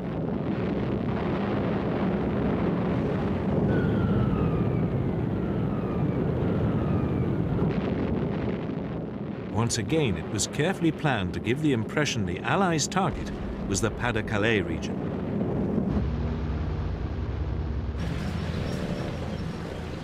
As the date of the invasion approached, Allied troop numbers in England reached over 2 million. They were supported by more than 3,000 tanks and 12,000 aircraft. The Germans were well aware an invasion was imminent. But they had been completely taken in by the Allies' phony preparations in Kent and were convinced the most likely landing spot was the Pas-de-Calais.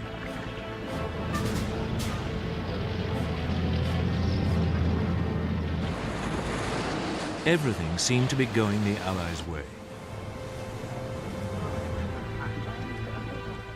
The troops were briefed. Then the weather turned against them.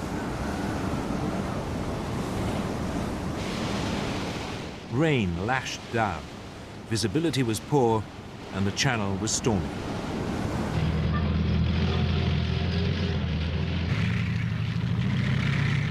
Nevertheless, on June 4th, 1944, the assault troops boarded their landing ships and the armada of more than 5,000 vessels set sail.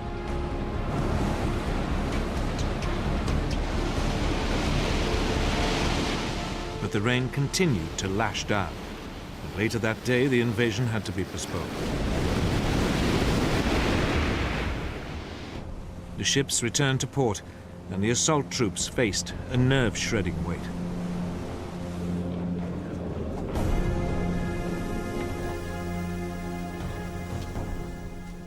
Early the next morning, the military leadership met again. The naval commanders were keen to go ahead. But the air chiefs were doubtful. They worried the visibility would still be too poor to provide effective air support. After a long silence, Eisenhower looked up. "Let's go," he said.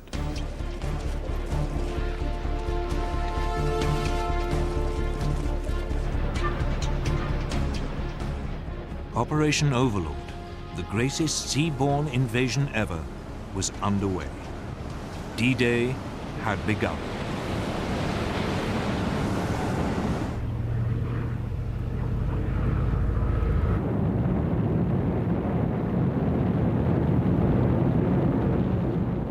1:15 in the morning of June the 6th, 1944, British aircraft towing gliders arrived over the coast of northern France. Then the gliders were released and plunged down to capture vital bridges over the Caen Canal in eastern Normandy. The Allies had launched their great gamble to invade Hitler's empire in Western Europe.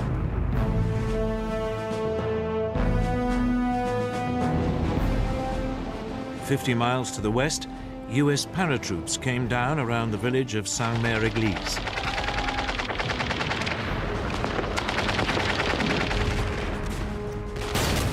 There was a fierce firefight.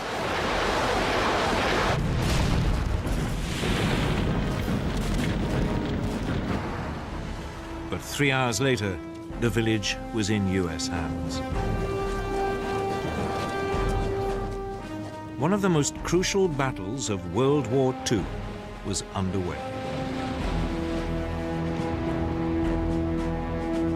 An hour later, horrified German sentries along the Normandy coast saw a vast armada appear out of the mist. They had had no warning.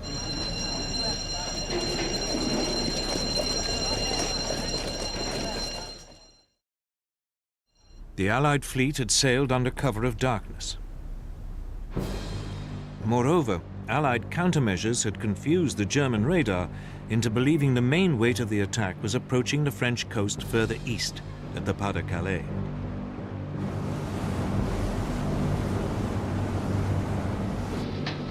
Allied warships off the Normandy coast now began pounding the German defensive positions.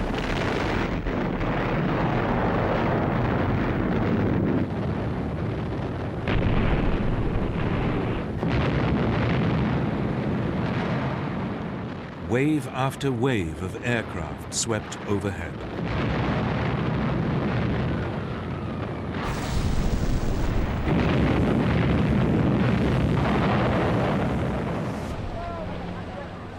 Under cover of the bombardment, assault troops headed for the shore.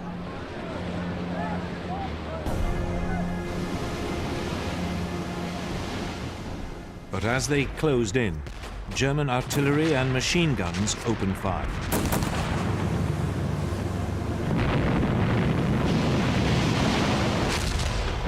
A number of the landing craft were hit.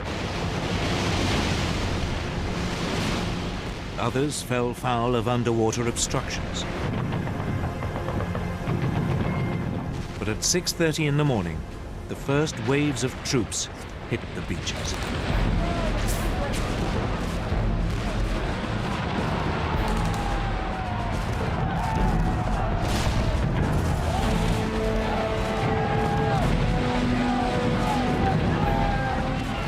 At the far western end, the US 4th Infantry Division came ashore near at what they called Utah Beach.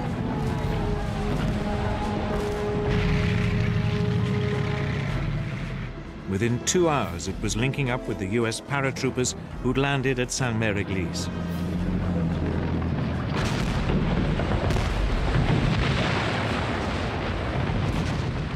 Next door, at Omaha Beach, it was more difficult. The beach was a defender's dream, with high cliffs and few ways inland.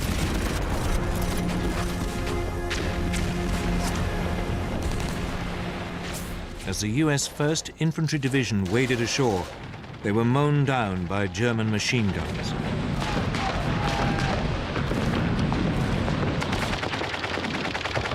To make matters worse, the Americans' amphibious tanks were swamped.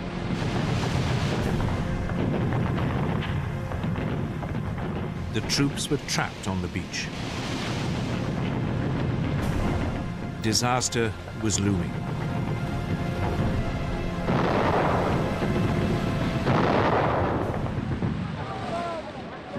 But finally, a few of the soldiers managed to scale the cliffs.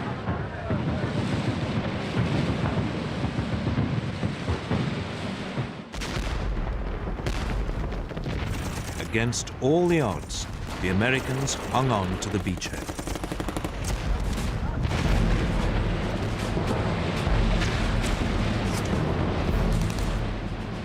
Further east, in the center of the landing area, Britain's 50th Infantry Division came ashore at Gold Beach.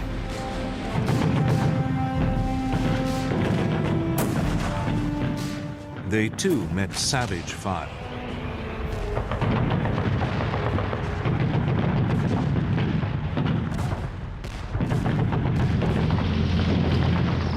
But now, the British deployed their funnies.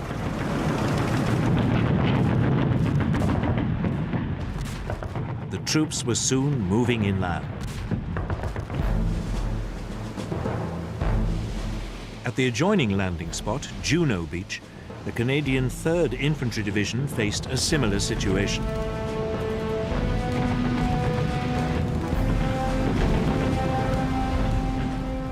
Here too, Britain's funnies were vital in helping the troops off the beach.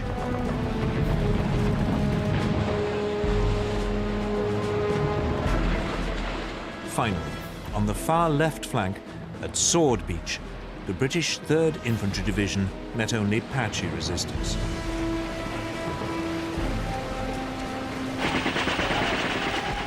Within hours, its commandos had linked up with the glider-borne troops at the Caen Canal.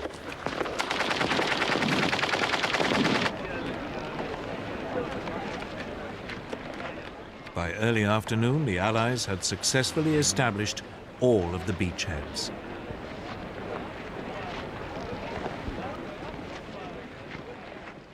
The timing of the invasion had caught the Germans completely by surprise. They'd expected the Allies to wait until the weather had cleared. Rommel, the operational German commander for the whole of the northwest French coast, had taken the opportunity of bad weather to visit his family in Germany.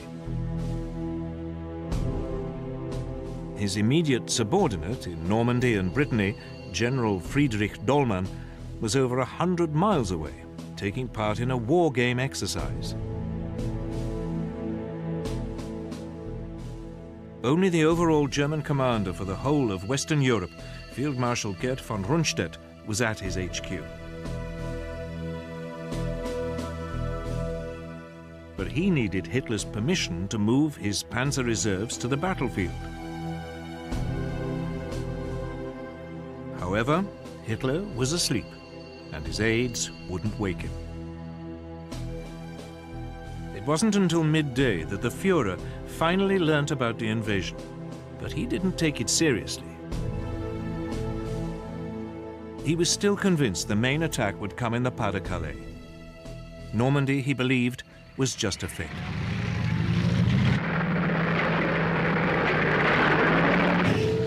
Finally, in the late afternoon, when the scale of the invasion was becoming all too clear, Hitler unleashed his reserves.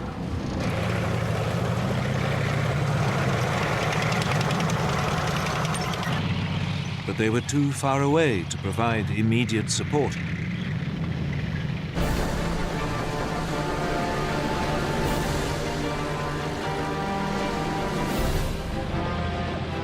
Despite stubborn German resistance, the beachheads around Utah, Gold and Juno and Sword were secure. Only at Omaha was the situation more precarious.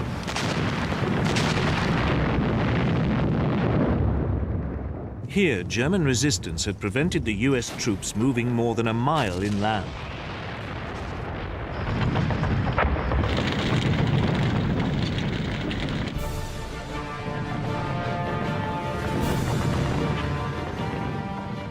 By nightfall on June the 6th, over 100,000 Allied troops had been landed in Normandy.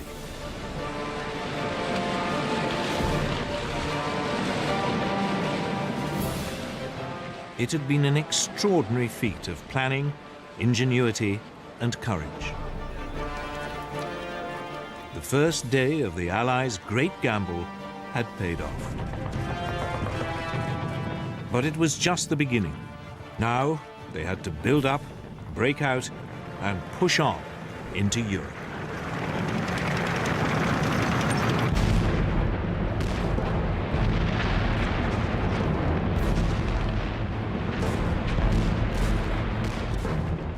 As the second day dawned on the greatest seaborne invasion ever attempted, thousands of Allied troops had broken out of their beachheads and were moving inland.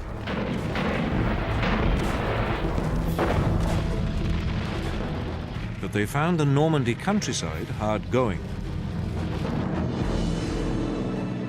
The patchwork of woodland and small fields provided ideal terrain for German tanks and machine guns.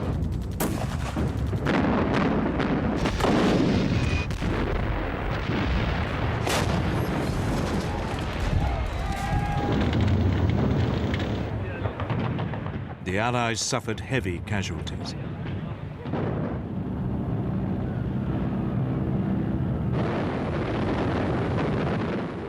Allied air power provided crucial support.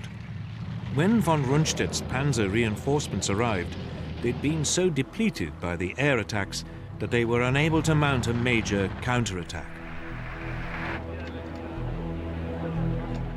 The German reinforcements were also hampered by French resistance fighters, operating behind German lines.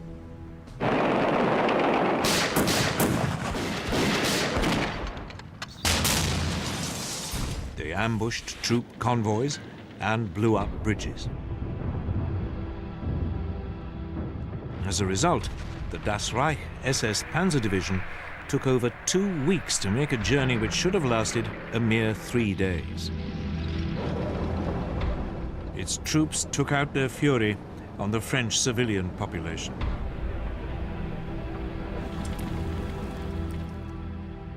The village of Oradour-sur-Glane and its 642 inhabitants were wiped out.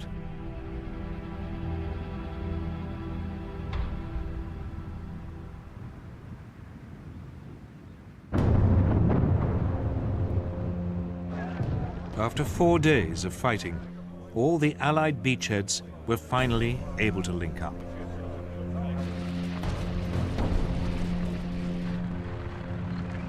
But they'd still only managed to penetrate 10 miles inland.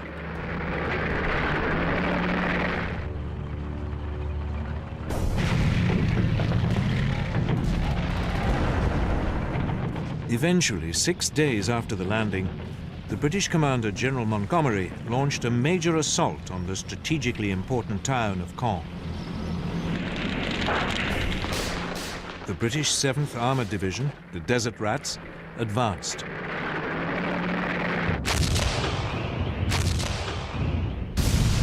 But its spearhead ran into 4 German Tiger tanks.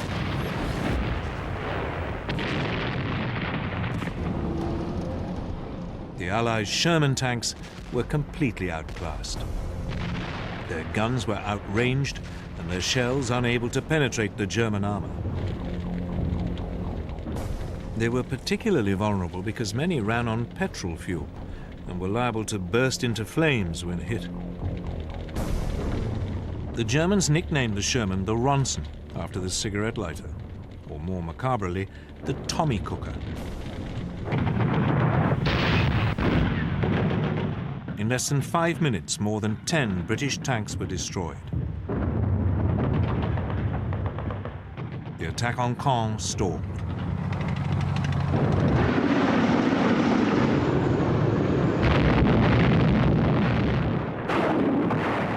Outmatched by the German tanks, the Allies relied on air power and artillery.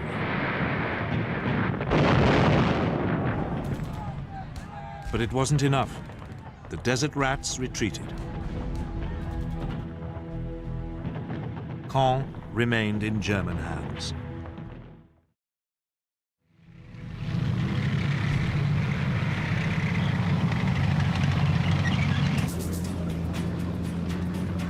Meanwhile, further west, US forces advanced on the equally important port of Cherbourg.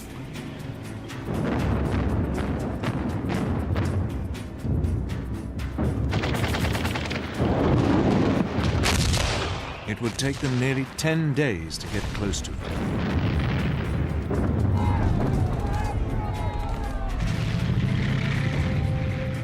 They weren't helped by the weather. During the first week of the invasion, it had been relatively calm, and supplies and reinforcements had poured in through the Mulberry artificial harbours. But now the weather turned. Gales swept the English Channel. The US Mulberry Harbour at Omaha was destroyed. The other Mulberry, in the British sector, was badly damaged and put out of action for several days. The flow of reinforcements slowed. It meant the port of Cherbourg was an even more vital objective. As the US forces now approached it, the German garrison resisted.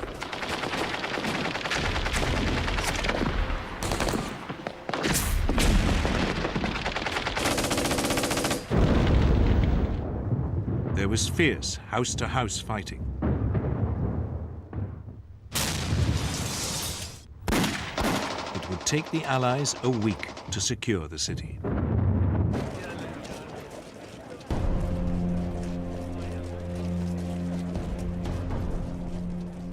But the port had been trashed by the fleeing Germans. It would take a further month before it could be brought back into service.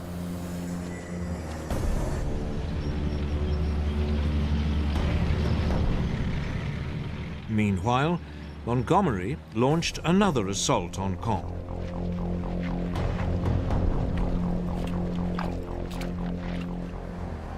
But the storms had turned the fields into a sea of mud. Low cloud meant air support was impossible.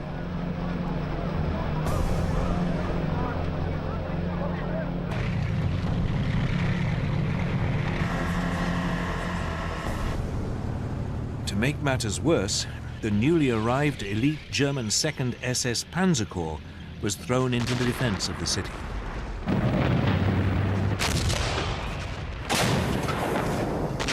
After 4 days, the British were again forced to halt.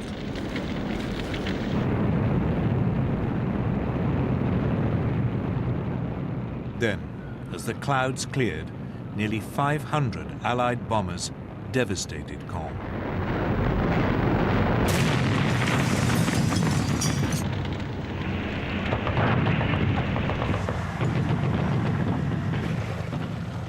British troops fought their way into the north suburbs. But the ruins made ideal defensive positions for the Germans.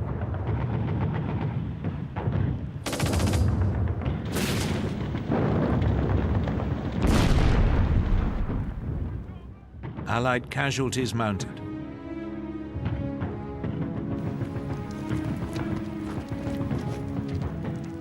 After 48 hours, the attack was, yet again, called off.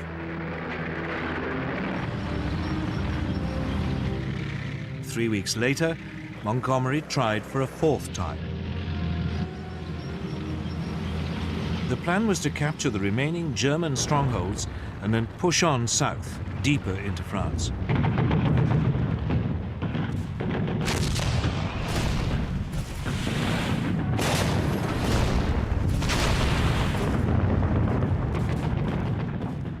After 2 more days of fighting, the city was finally won. The way now seemed open for the British tanks to move south, deeper into France.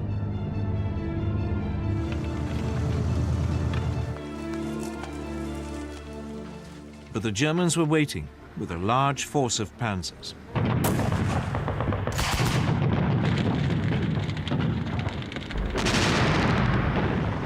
The British advance stopped again.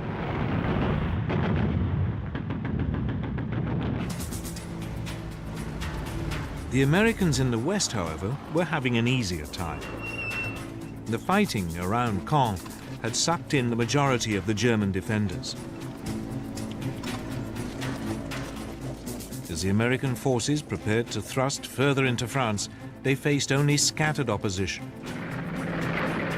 The scene was set for the Allied forces to break out at last.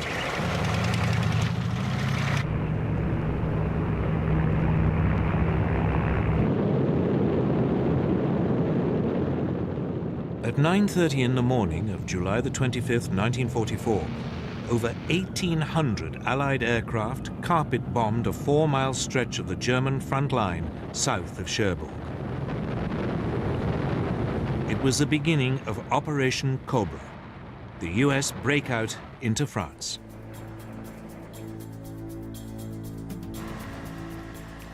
The German defenders were stunned by the size of the assault. But so too were some of the US soldiers. The plan had been for the bombers to fly in from the east, parallel to the US front line, to minimize the risk of bombing American troops.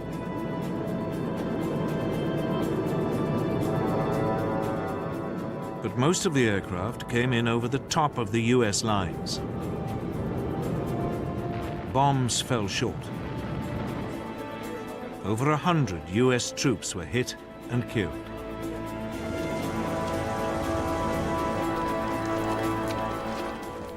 Yet despite the ferocity of the bombardment, when the US forces later picked themselves up and moved forward, they found to their astonishment substantial numbers of German troops had survived.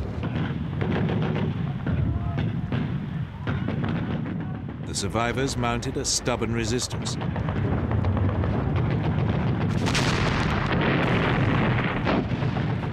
As fighting raged, it looked as though the Americans would fail to break through the German lines.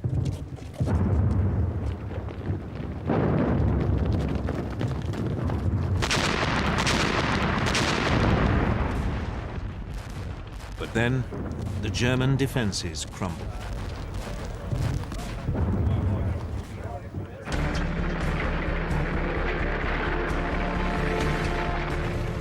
The next morning, US tanks broke through and moved forward into open country. There was now almost no German resistance left, and the Americans quickly pushed deeper into France. The hill town of Coutances fell. Then the crossroads town of Avranches. As the Allies pressed forward, they were helped by change and confusion in the German high command. At the beginning of July, 3 weeks after the D-Day landings, Hitler dismissed the German commander-in-chief, Field Marshal Gerd von Rundstedt, for defeatism. Von Rundstedt had made little attempt to hide his belief that Germany faced an unwinnable struggle.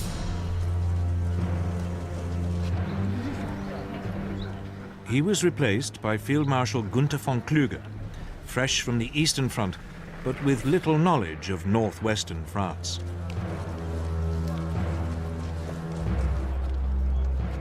Two weeks later, Rommel, the second most senior German officer on the front, was severely injured when his staff car was strafed by a British fighter.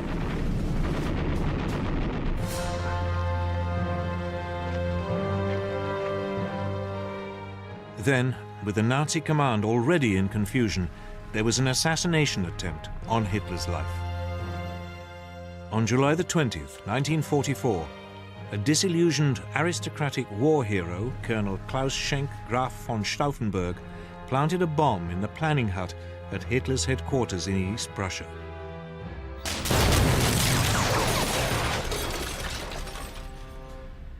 Four officers were killed. But Hitler was sheltered by a heavy, solid oak conference table and escaped with only minor injuries. The plot was swiftly and brutally put down. Von Stauffenberg was shot and his principal collaborators put on trial. They would later be hanged. Hitler put a brave face on it and visited some of the wounded in hospital. But it hardened still further his distrust of his senior officers. He would, despite his many earlier misjudgments, demand even greater control over events on the battlefield.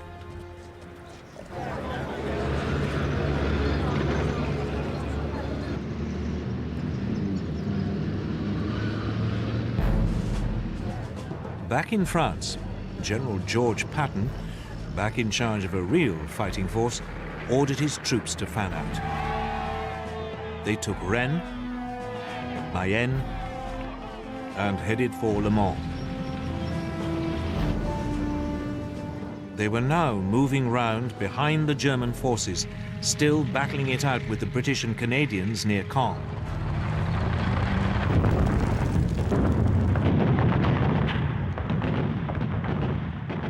With the Americans to their south and the British to their north, it seemed the German forces in Normandy would be surrounded.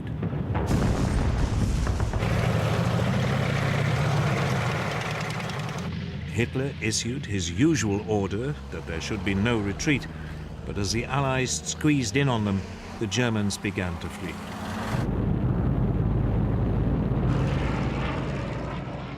They were remorselessly harried by Allied aircraft and artillery.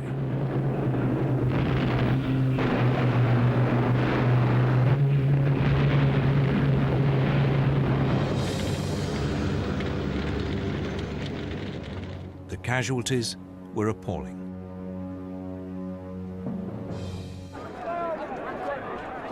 Finally, on August the 20th, 1944, the Allied forces moving in from both the north and south met up.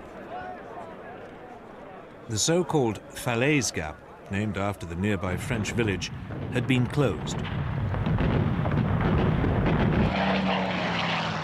Large numbers of Germans were trapped.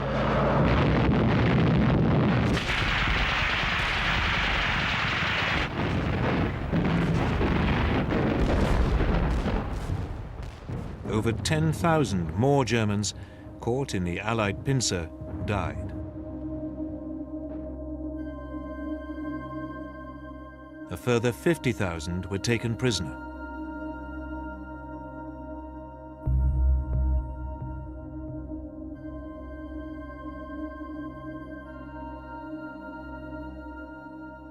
The German army in Western Europe was in chaos.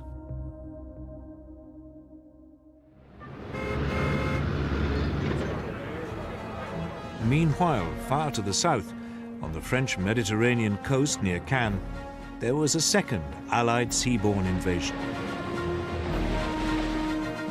US troops came ashore virtually unopposed. They were helped by paratroopers from the Free French Army, men who had escaped from German-occupied French territory in Europe and North Africa.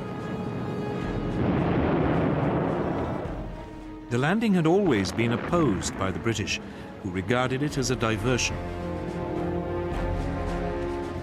But the United States had long regarded it as an essential part of clearing the Germans out of France.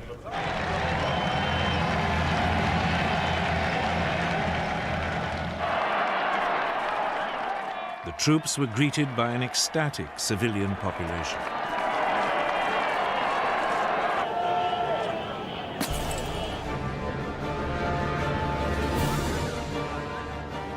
It was soon advancing rapidly up the Rhone Valley.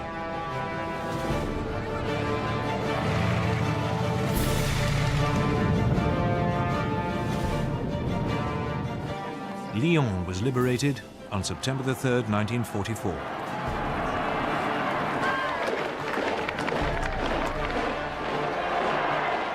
Ten days later, they reached Dijon and made contact with Patton's forces advancing from western France.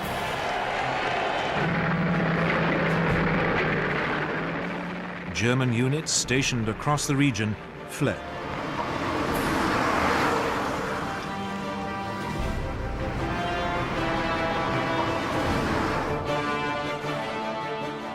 In barely 3 weeks of headlong advance, the Allied invasion of Europe had liberated most of France. That left Paris, where French resistance fighters now rose up against the German occupation.